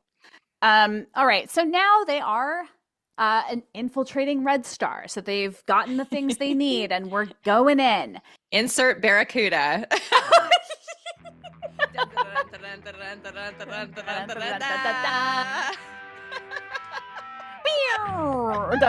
Okay, sorry. And this is so great because one of the disguises is Drew dressed as a man, and Cameron is as well. We love this. It cracks us up so much. I'm laughing already. Just like little man Drew. Like, why is it? She doesn't even look like herself. It's crazy how like Cameron still looks like Cameron. Drew does not look like herself. It's I really found cute. this weird little snippet that said supposedly this day after filming, she stayed in the boy drag to like surprise Tom for dinner at Musso and Frank. But Okay. Tom came dressed as a nun. So I'm like, where are the photos of this? I'm having a hard time believing this That be happened. real. I don't believe know. that she went, but that he was dressed as a nun at the same time. I don't know. I mean, he is kooky. Those wacky two in that relationship always Right. up in the stakes. Right. All right. So there is a small appearance by Melissa McCarthy really early in her filmography, which is cool. Yeah. And she also has a cameo in the sequel. So yeah, the that's- same that's neat. scene as Andrew Wilson. Oh, cool. Yeah. It's just fun. Again, it's one of those like flower films, or maybe we give this to Justine and Kim, where it's just like somebody so early before their stardom, like in Right. one of their movies. It happens a lot. It's really cool. Right. Lucy, again, this was another scene where she was just killing me and my friends. She's so good in this scene. My favorite line is, "Who else has an idea like this man's Coke machine?" And then they all raise their hands. It is really funny. The crowd like going behind her as they distract the entire office while the other angels are breaking in. Genius. There's apparently a deleted scene of Dylan, Natalie, and Corwin in the bathroom. And the set was designed to look exactly like the bathroom in The Shining. Like, that is rad. So cool. It looks exactly like it. Like, it really does. That's cool. It also makes me sad they like went to all that trouble and then it didn't make it into the movie. Yeah, I know. Hey, at least they apparently took a snippet of it and used it for the opening montage of Full Throttle. That's funny. Yeah, that's what I remember anyway. I hope that's right. I'm pretty sure it is. I loved having more footage of little Drew, even though this scene, like, it's not good. She does this little, like, adorable, hilarious dance in the deleted scene that I think is very similar to the one that's at the end, like in the blooper credits. end. Yeah, Right. she's just like loving being this little man. So cute. So cute. There's actually also a part in the footage, like behind the scenes, where probably McGee says something like "ladies," and she's like, "Excuse me," and they're like, he's like, "Sorry, men," or whatever. Her and Cameron just totally hamming it up. It's so good. That's funny. All right, so the next scene that comes up, Dylan goes to Knox's, and I think this was originally going to come earlier in the movie before they made some changes. It was going to happen before the racetrack scene, but she's there to, like, you know, set up security at his house. I love that they use Spandau Ballet's "True," because I immediately think of The Wedding Singer and Me too. Robbie and Julie, ahaha. Apparently it's in duplex as well. I don't remember that, but I found that in my research. I'm like, is this just a song that Drew loves or what? Guess. I just made a note again, like, she looks beautiful. I'm like, do I need to keep saying this? Like, I know. No, probably not. She does, though. It's hard not to make notes about it. Right. Drew and Sam's first Scrabble fun is in this scene. And 2 years later in Confessions of a Dangerous Mind, there's a Scrabble scene. Oh. Why is it they're so cute together? And McGee said it to us because we had just watched the movie together in the theater. And I forget even how he said it. I think he said, like, "Oh, it's so fun to see Drew and Sam on screen playing Scrabble again." Or I feel like it had to have been intentional. Like, that can't be a coincidence, right? Like, I don't know. maybe. I don't know. Maybe George Clooney was like, "What games should you guys be playing?" And they were like, "Oh, let's do Scrabble off," because we had a whole thing about that in Charlie's Angels. I don't know. I like to think that. Maybe. It's really cute. And I think you started to say they're so cute in that scene. Yes. Yeah. Well, in both. Like, I just love how Drew, she has great chemistry with him in both those movies. Totally. Totally. Not so cute is the, like, additional footage that they were going to have on this scene. It's so awkward. It's hard for me to even watch. It's really bad. It probably didn't have the, like, right music in it, but basically the original idea was this was going to come earlier in the film, and Dylan was going to cut this little moment short. Like, she was going to maybe kiss with him a little and then be like, no, you're a client, I gotta go, and she, like, leaves. And they ended up she ends up coming back later at a different day, but they took that out. So it looks like this is like she stays the night. I like the way they cut it in the movie because she just goes to, I want to shake. And then it's like, you know, it's implied. We don't get this awkward like dancing and yeah, it's so bad. And being thrown on the counter. Yeah. Yeah, but there was a deleted scene where apparently she's back at Knox's for some action. It's not on the DVD, but it's shown in the TV trailer. It was pointed out to us by @Charlie's 3 Sexy Sleuths. So thank you for noticing that. Our friend Marcus. It's like a super fast, brief flash of Drew and Sam kissing. And Drew's wearing this sparkly sweater that we've seen photos of her in, or maybe a photo that's not in the movie. So in the novelization, which they based it on the script, that they explain what happens here. Like she goes back over to his house and she like is like, hi. And they're like, ooh, and then they make out and then she ends up like staying there. And then that's when we pick up later where she's like in his bed. So again, easy to pull it out and not use it, but I would love to see it one day. We know it exists. Right. So the next few scenes are without Drew because that deleted scene we just mentioned of her at Knox's would have like gone in to the middle of all this, but it's of the other angels and Bosley like doing their thing, but then they all start getting attacked. So Natalie and Pete are on a date at Soul Train. I love these scenes so much. It's so cute. Why Luke is so cute in this scene. Like I love all his stuff with the bouncers and he's like trying to warm up to them and he's like cheering her on as she's dancing. All right, the robot. Yeah. I like how they make him like a full foot shorter than them too. Like, so these guys have got to be standing on apple boxes. Like there's no way they're that big.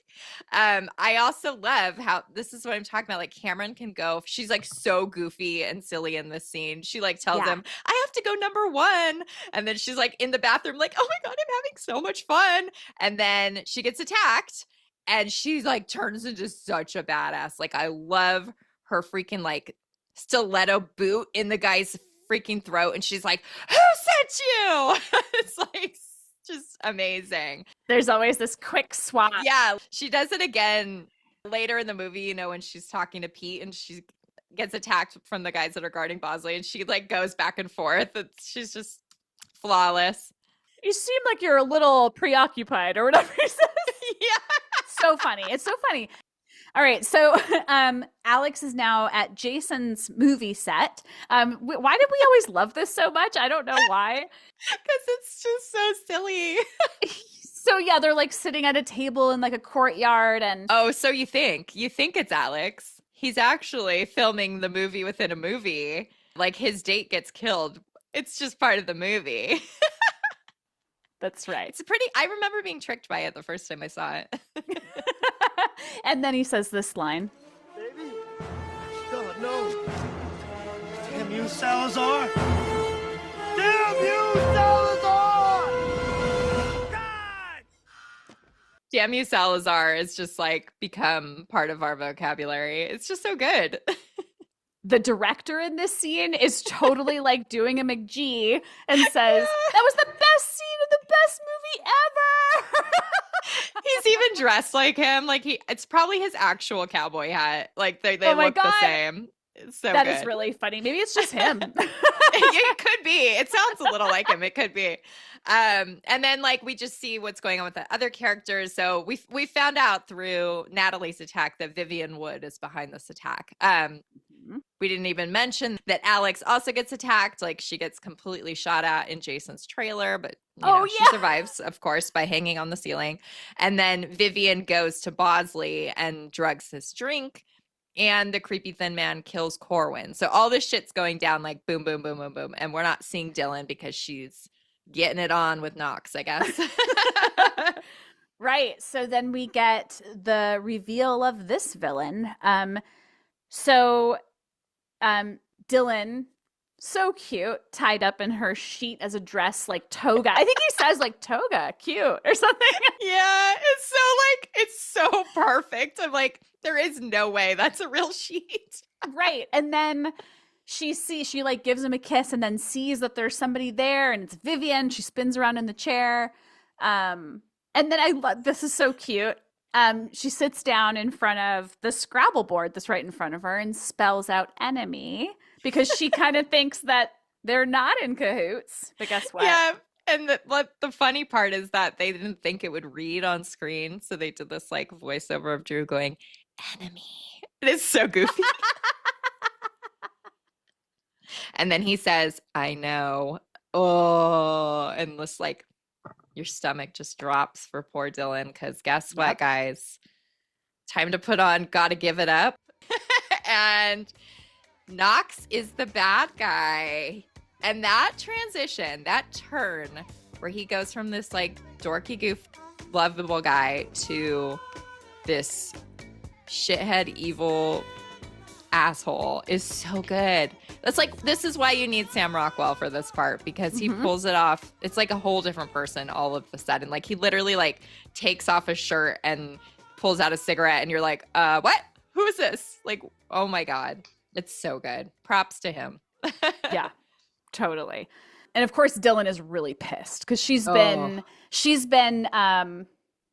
duped. Yeah, she's been duped. And she's a crime fighting angel that's supposed to kind of be, I don't know, judge of character. Anyways. Yeah, and she carries that like pissed offness for the rest of the movie. Like, you're right. Drew's really good at having this like, fuck you energy after what he did to her. I love it.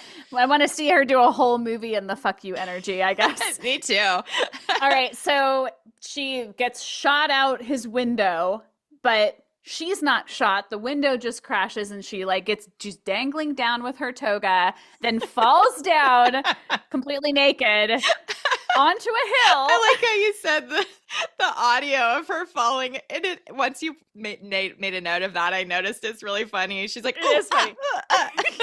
Yes. But she falls into the backyard of the E.T. house, which is such a fun thing. It's so fun, like so unnecessary, but just to have it there as this cute little Easter egg, I absolutely love it. I also love that the house still had the same owners as it did in 1982. Amazing. And so cool. And Drew, on being at the house again, she said it was like checking into that world that I remember so well. Oh, no. Yeah. And it's a little over the top, but in the shot, they have like an ET poster on the wall and there's Reese's Pieces in a bowl. It's cute. It's a little much, but it's cute. And we get our naked Dylan at the window. These little boys are playing video games and she knocks on the window and says, A little help? She's wearing nothing but a pool floaty. Really cute. And we get a little butterfly tattoo peek. We love a tattoo peek, as you guys know. Mm-hmm. And also, I have to shout out one of the best Drew-related costumes I have ever seen was a guy dressed as Dylan naked with the pool floaty. And I will link to that and put the photo in our gallery, and I'll give them credit because so creative and amazing. It's so funny. So funny. And I think niche costumes like that are also like, we are like the audience if we get it. You know, like that's so great. This part, I don't know why it always made us laugh so much. The agency explodes, Bosley's locked up. That's not funny. But Drew rides up on a bike looking so pissed. Like you said, she keeps that pissed thing going, clearly wearing the young boy's clothes, who just gave her a little bit of help. On his motorbike, I'm sure. Yeah, on a little motorbike, and her expression is just so funny. And the motorbike is like, yeah, I love her pissed off face there. Why do we love Angry Drew so much? She's just so cute. It's so cute. Yeah. Mick G said something along the lines of like he wanted this explosion of the agency to be so loud and huge that they would never be allowed to film on Universal again. Like they were going to piss people off that much. He's got to have the biggest thing ever. Mick G.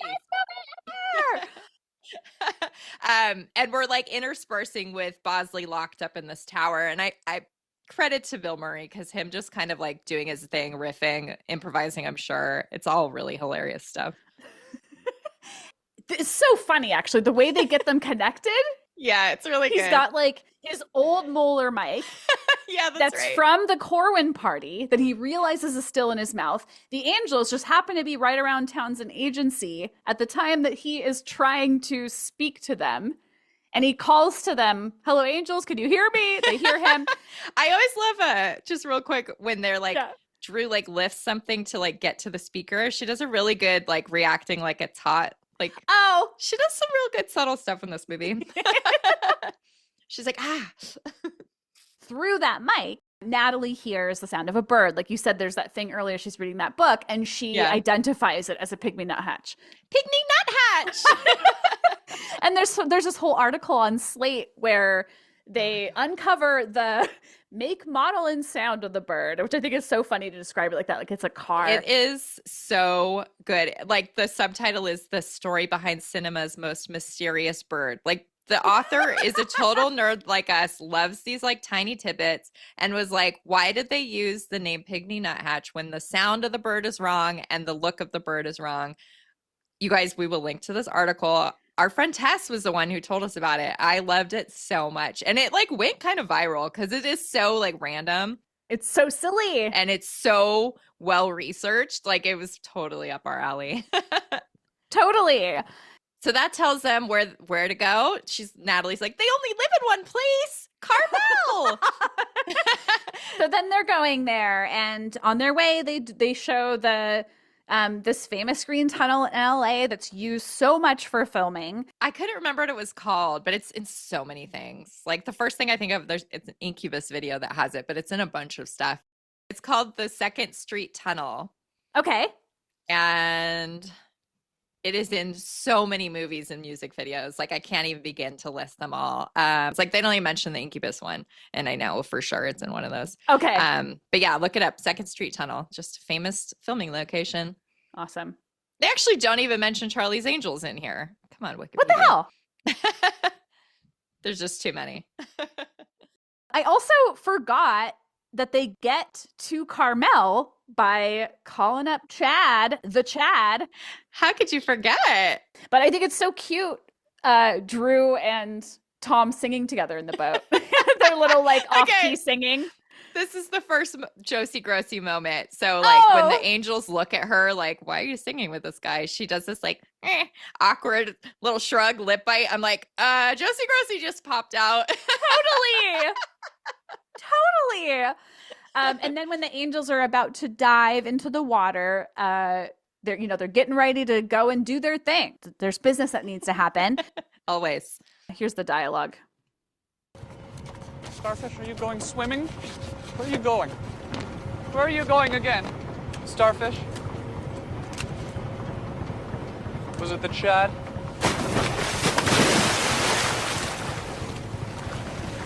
No! The Chad was great. So cute. Also, why does he call her that? Never mentioned. We never get an explanation, but it's good. Do you remember when Flower Beauty released that palette that was like Charlie's Angels inspired of eyeshadows? And one of them was called Starfish and one of them was called the Chad. I don't think I noticed that. Or if I did, I totally blanked on it. Which would be classic me. Yeah, that'd be you. Yeah, and this timeline is when TomGreen.com basically was like a blog of their life, and there were pictures of this day on TomGreen.com. Tons of them. They're really cool. Like we would never have these otherwise. I think he did like, maybe it was like Daily Photo or something, but like there were a bunch from this filming. So we'll share a couple of those with you guys. That was so cool. Of course, I love that we have to talk about Sam Rockwell dancing because that's a thing that he insists on always doing because he's real cool at it. My note is hell yeah.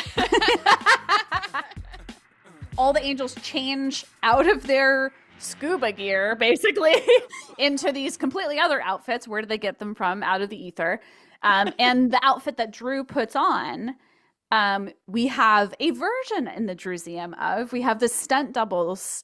And it's very recognizable. Like, it's really fun to see it. They used it when we were on the Drew Barrymore show and we brought a bunch of our memorabilia. They used that one. Like, part of me was like, but Drew didn't wear that one. Don't put that one on the stage. But when you see it, it looks so cool. And they put like a red wig with it. It was awesome.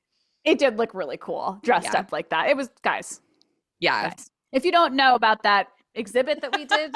We reference these things. Catch If up. for some reason you don't know, go back and check a couple episodes back. So Dylan drops into Knox's lair, and it very like surprise bitch energy. Like he's just like, you could see he's just like, what? But then he like, snaps out of it, and he tapes her up. And do you remember when Sam was on the Drew Barrymore show and they like filmed this little segment of her sitting in a chair with the tape and the lip print? Yes. And like they didn't give any context. So like if you didn't know this movie, you'd be like, what the hell is this? And why is Sam Rockwell taping over Drew Barrymore's mouth? Like, what is happening here? But we loved it. Yeah, we did. So Knox is using those satellites and all this technology that we kind of skipped right over to determine where Charlie is, because he thinks that Charlie is the reason that his father died in the war. We didn't mention any of this, but you guys know the movie. And yeah, hopefully you do. When poor Dylan's just like taped up and she hears like the conversation with Charlie and she sees that Knox figured out where he is, like she's doing some good eye acting there. Like she just looks so sad and worried. Mm-hmm. And the way that Drew yells no after the tape is torn off her mouth, it sounds exactly like the delivery of no from Ever After when Utopia is thrown in the fire. Like, no! Like just devastated. Yes, like about to cry. Right, like perfect. Oh, I love that. And then we get Dylan's fight with all the dudes to Blur's Song 2, which also is like perfect for a fight scene. Woo! Yeah, it's so good. But first she has to give us a little speech. Wait.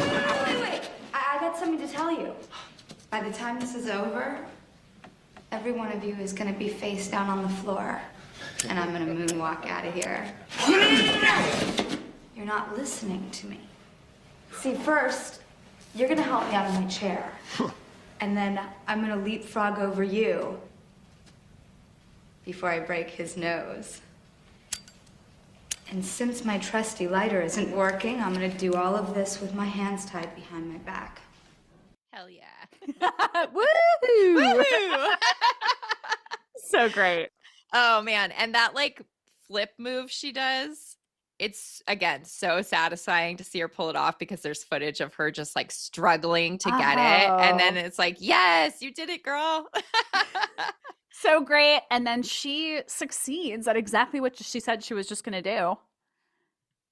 And that's kicking your ass. And I had to note that's pretty much the lispiest lisp we've ever heard from Drew. I'm right. Like, McG, you couldn't have had her say it again. Like, that's the take you use. I feel like that was like parodied. I don't know. Like, I mean, it's classic line. And also, like, I think we like, she doesn't have like a lisp all the time. Like, it's like sometimes it comes out. So like when people who do impressions of her make it all lispy, it's like, no, that's not right. Like, it's not always like that. Yeah. You know how I feel about Drew impressions. Also, this is the other Josie moment, the little moonwalk. Moonwalk, hard air quotes. I literally saw my daughter do a moonwalk on stage today, right before we started doing this, and she can really do it. It's awesome. Drew is doing more like a Roger Rabbit, and it's really goofy. It's not a moonwalk. I'm surprised I didn't put a note, because I think I put a note and I deleted it that said like, not a moonwalk. She's giving big time Josie energy. Right. I'm like, what happened to Dylan? Okay, so we get more fights with like, Vivian and Natalie are going at it, and the Thin Man and Alex. And then I never really thought about this before, but like Knox just blows up the fortress, and I guess those two just get exploded away. Bye, guys. I never thought about that either. Do you remember McG saying, I think it was McG, like one of the only times they ever use stunt doubles for the Angels is like that explosion scene where they jump off the castle or fortress or whatever? I don't remember that. Yeah, that was like a big part of the marketing. Like, they do everything themselves. And it's so funny, like watching it. You're like, absolutely not. That is so not true. Like a lot of this is stunt work. They do amazing stuff themselves, but like. They do. There's a lot that is not them. Maybe he's like, because normally it would be mostly stunt people in this case. And I don't know. He's just exaggerating. They were really trying to push that, like, the girls did so much training, which they did. But right. So Knox is taking his helicopter to get Charlie. And of course, the angels find a way to jump on board, as they always do. And Dylan is still pissed. And she climbs in there and she just starts wailing on him. Oh my God, wailing on him so hard. And the angels have to like pull Dylan away. I love that. So that it doesn't blow up in her face because the helicopter's literally about to blow up. And she's still like looking at him like, yeah. I do love that scene. I love her face there. Like, looks so pissed. And then he blows himself up. Right. He blows himself up. Then they are literally washed up on the beach. Which is such a funny little thing. And they're like peeling themselves off the beach, like really wet. And they get to go up to Charlie's little beach house and they think they're going to meet him. But of course, he's not there. It's just the speaker box. I love the way they're acting, though. I know, it's so cute. They're so excited. Do I look okay? It's really funny. They have like a prop of the same photo of Knox's dad and Charlie in the war. The same photo that Knox has. I'm like, as if Charlie would have this framed. Not only is it framed, it's framed alongside the one of the angels. I'm like, come on. But I love the one of the angels. It's so cute. It is really cute. Totally. So Charlie talks to them on the speaker and he says he wants to know if the case went well and if it's all done. I think the client was blown away.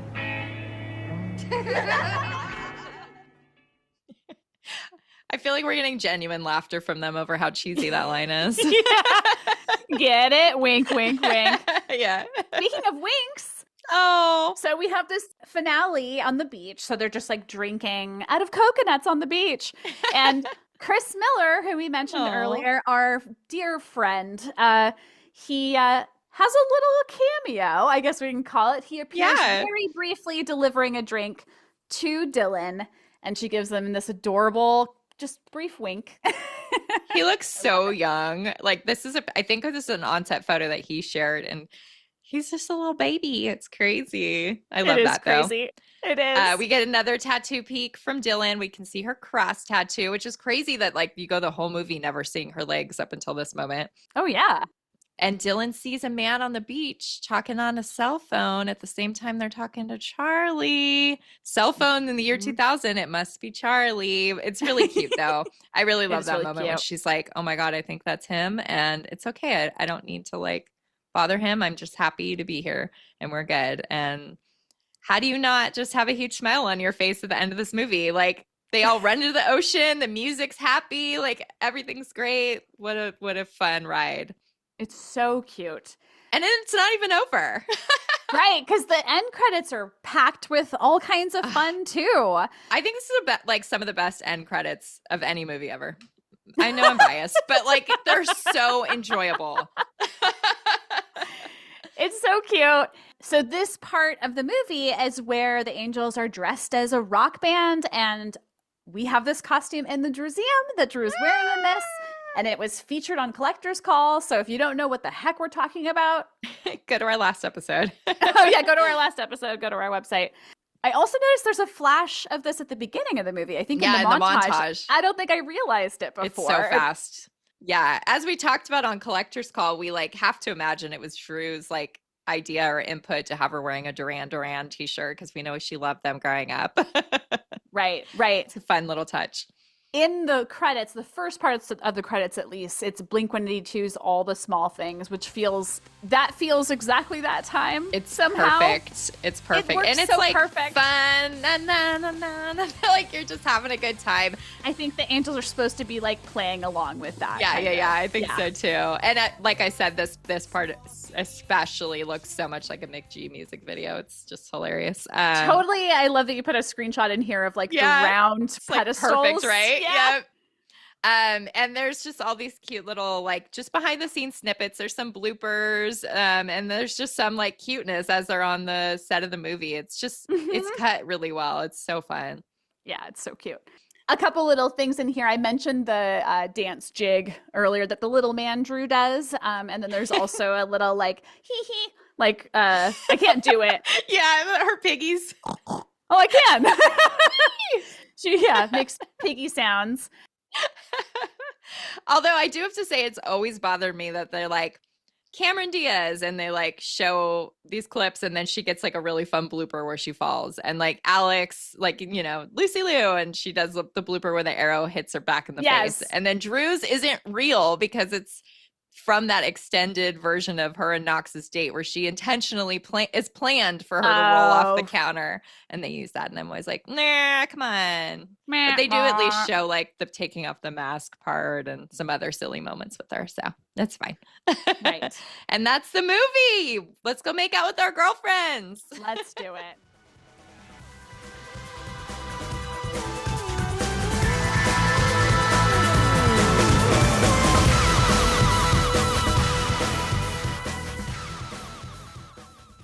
Okay, so let's talk about kind of the build up to the release of the movie, because there was a lot of anticipation with this one, as we mentioned. The very first thing that sort of happened was all three Angels and Bill Murray debuted the teaser trailer at Show West in March 2000. So there's cute, you know, they're walking on stage, and it was like kind of their big debut. Do you remember this teaser trailer?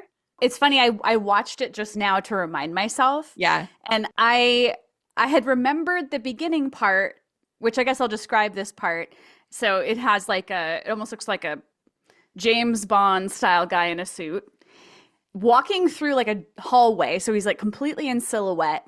And then within like 10 seconds, there's this voiceover that's like, I forget what it's saying, like dramatic voiceover. It's like, when the world's biggest people need help, they call one man because he's the only one that can reach them, or something like that. Right. Well, the guy like splits into three women, basically. Like his silhouette turns into three angels, the angel silhouettes. Doing their martial arts moves. It's actually really exciting. It is exciting. I didn't remember that the first teaser trailers where they used those like, I don't even know how to describe them. Those like silly, like almost like introductions of the angels, but they're, I don't know, how do you describe that? I didn't remember that part. It's kind of like just introducing them, and they each have their little like look to camera moment with like this, again, like foil behind them.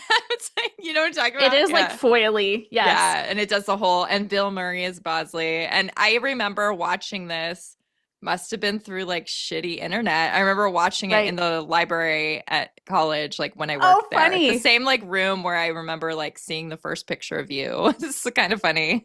Oh, that's funny. They all kind of merged together. Yeah. So I remembered some of it, but not all of it. So it was kind of fun to like revisit it. Yeah. We'll definitely link to this on the episode page for you guys if you don't remember it. Yes. And then the promotion continued. So just a few weeks after Show West, they presented at the Oscars. So the Angels came up and presented together. I remember that. I remember like it being exciting. And we talked about Drew's dress that she wore to this event earlier, which was made by the costume designer. Yeah, right? Joseph Alisi. So so more promotion happened. Then they had many premieres. So red carpet premieres occurred in New York, Los Angeles, Tokyo, Paris, London, and Berlin. And so fun. So fun. And also in promotion for the movie, they did dozens of magazine photo shoots and TV appearances to promote the film. If you want to hear more about those, like kind of like day by day, you can check out our year in review episode for the year 2000, which was episode 19. So you can hear us talk about all the outfits they wore to those events. And it's interesting. Like I threw a couple of their shared covers and photo shoots in the episode gallery for this one, obviously. But yeah, there's even a lot of like solo things that Drew did, and it was a great time, guys. Let me tell you. Were there premiere magazine issues like back to back, or like it was very like close? 2 months apart? Yeah. So the Angels appeared together on September, and again, that was sort of like the debut. Like that was like the first time. And then 2 months later for November, it was solo Drew cover. Like crazy. That was so cool. We were really getting spoiled back then. Yeah, we were. But you probably have heard us talk about like how overwhelming the amount of paper there is from the year 2000, and we love it. But it's also like we've got 100 like different versions of like the poster, and just the same things over and over. In addition to all the like paper magazine stuff, there was also a ton of merchandise sold for this movie. The most like memorable being the Jack's Pacific dolls that were like Barbie-esque, except they were a little more like action figure-y, I guess, posable. I totally remember, I think it was Entertainment Tonight or Access Hollywood, like doing a segment on this and showing like the technology that they used to supposedly scan the angels' faces. Like they didn't show them, but they showed somebody else doing it. And it's interesting, like they look like them from certain angles, and then other angles it's like, ooh, what happened there? Right. Like I feel like the Drew character, the Dylan doll, sort of looks like Drew head on, especially in profile. I think the profile is pretty good, and then she's got the butterfly tattoo, which is such a cute. I always really appreciated that they bothered with that, you know? Right. And they also did 2 different versions of these dolls, so That's there were 2 different outfits, signature looks. That's what they called them. I think we both have both of them. Yeah, of course. Yeah, of course we do. But if you want to check out all of our Charlie's Angels memorabilia in the Drewseum, you would just go to thedrewseum.com/CA for Charlie's Angels, and you'll see what we're talking about. It's like so many ads, so many pieces of random memorabilia, like really fun random little things they did. There's like a version of Dylan's car and just all kinds of stuff like that. And then, of course, there was also a soundtrack that was very popular. The hugest hit being Destiny's Child song Independent Women, which starts out with the classic Lucy Liu with my girl Drew, Cameron D and Destiny, Charlie's Angels. Come on. I love With My Girl Drew. It's like, yeah. Me too.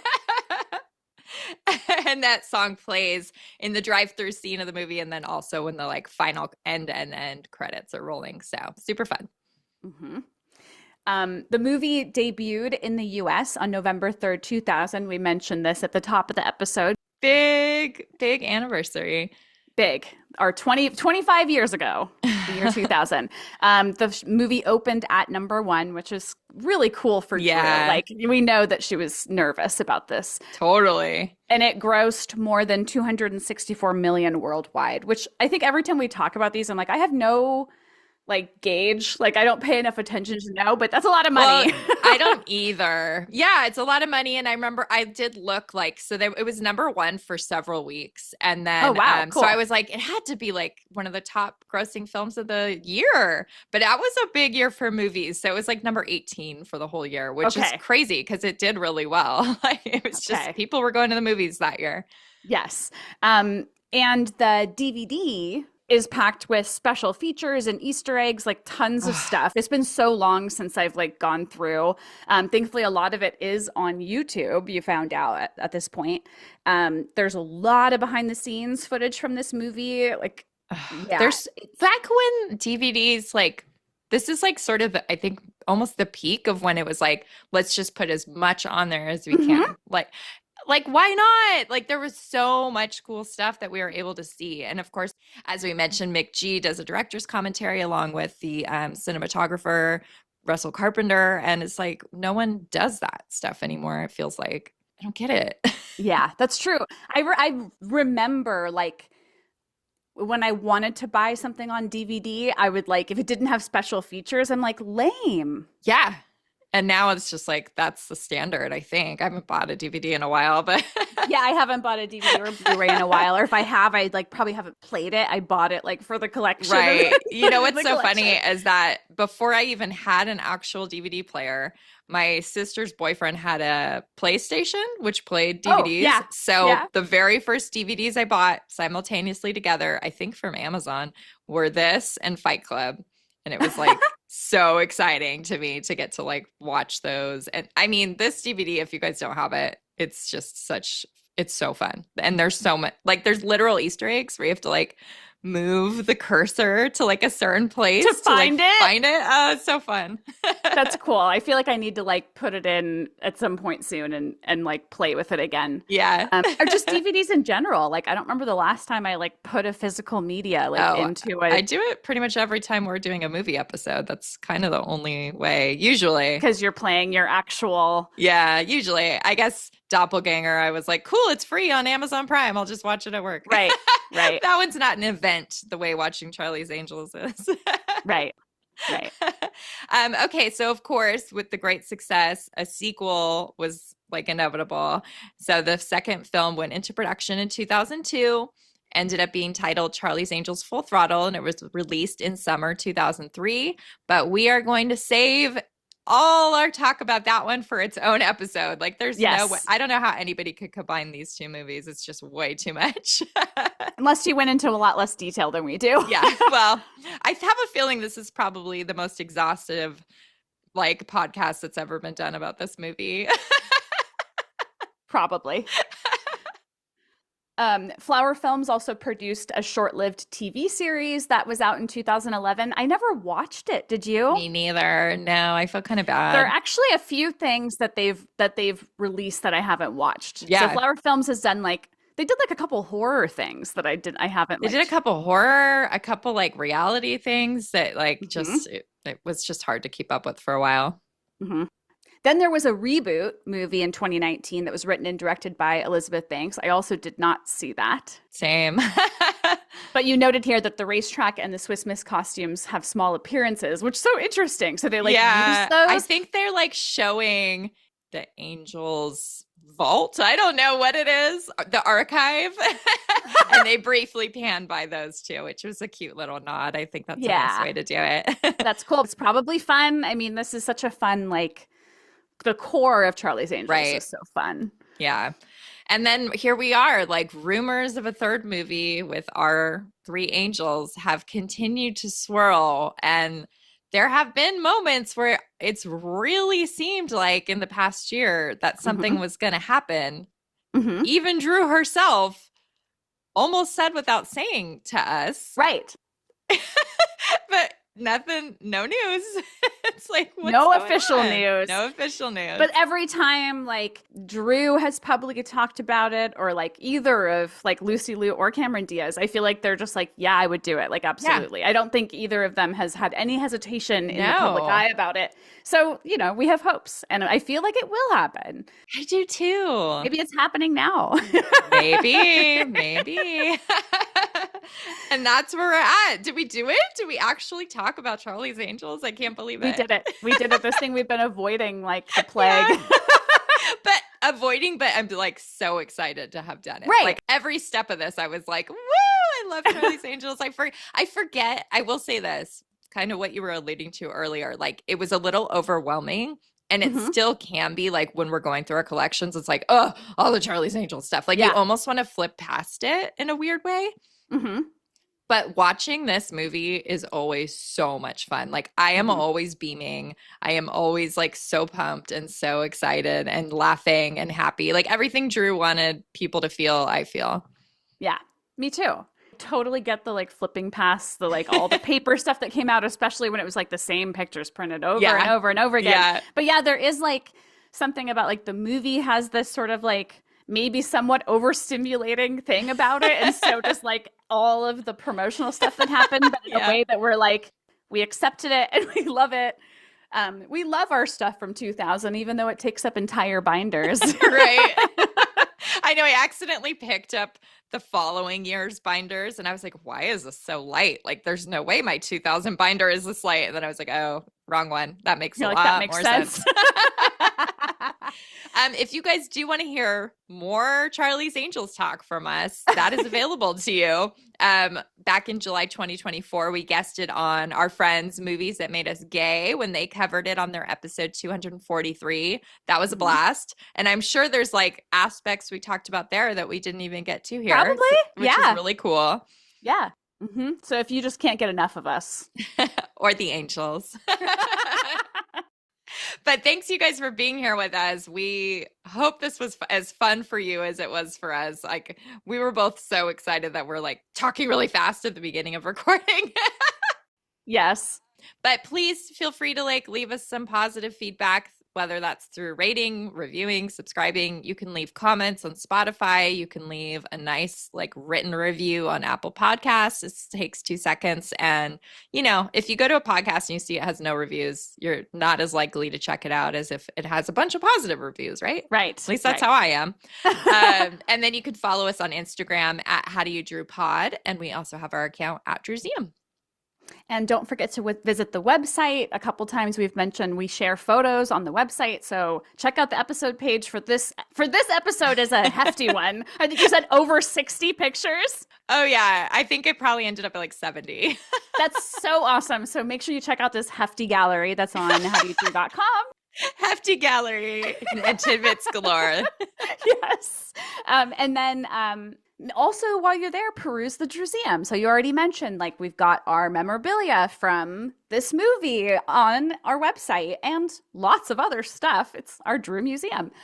Anyway, also, don't forget to sign up for our Patreon. Patreon.com/howdoyoudrew. Where we will be taking on a new project at some point soon. So get over there before that happens. Yeah, whenever we get the bandwidth. And don't forget to send listener mail to howdoyoudrewpod@gmail.com or reach out to us on any of those social media places. Love it. Come talk Charlie's Angels with us or whatever else you want to. Mm-hmm.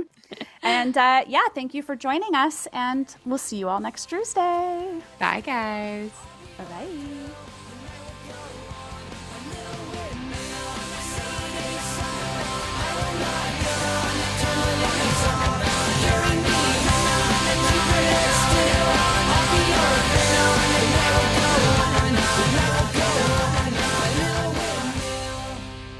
This episode of the How Do You Drew podcast was researched and produced by Ashley and Ann from thedrewseum.com with help from our sponsor, Positive Medium. Special thanks to Matt Costa for our lovely theme song, Roxy Prima for our adorable logo, and last but not least, Drew Barrymore and all the Drewbies who love her. We do this for you. Thank you.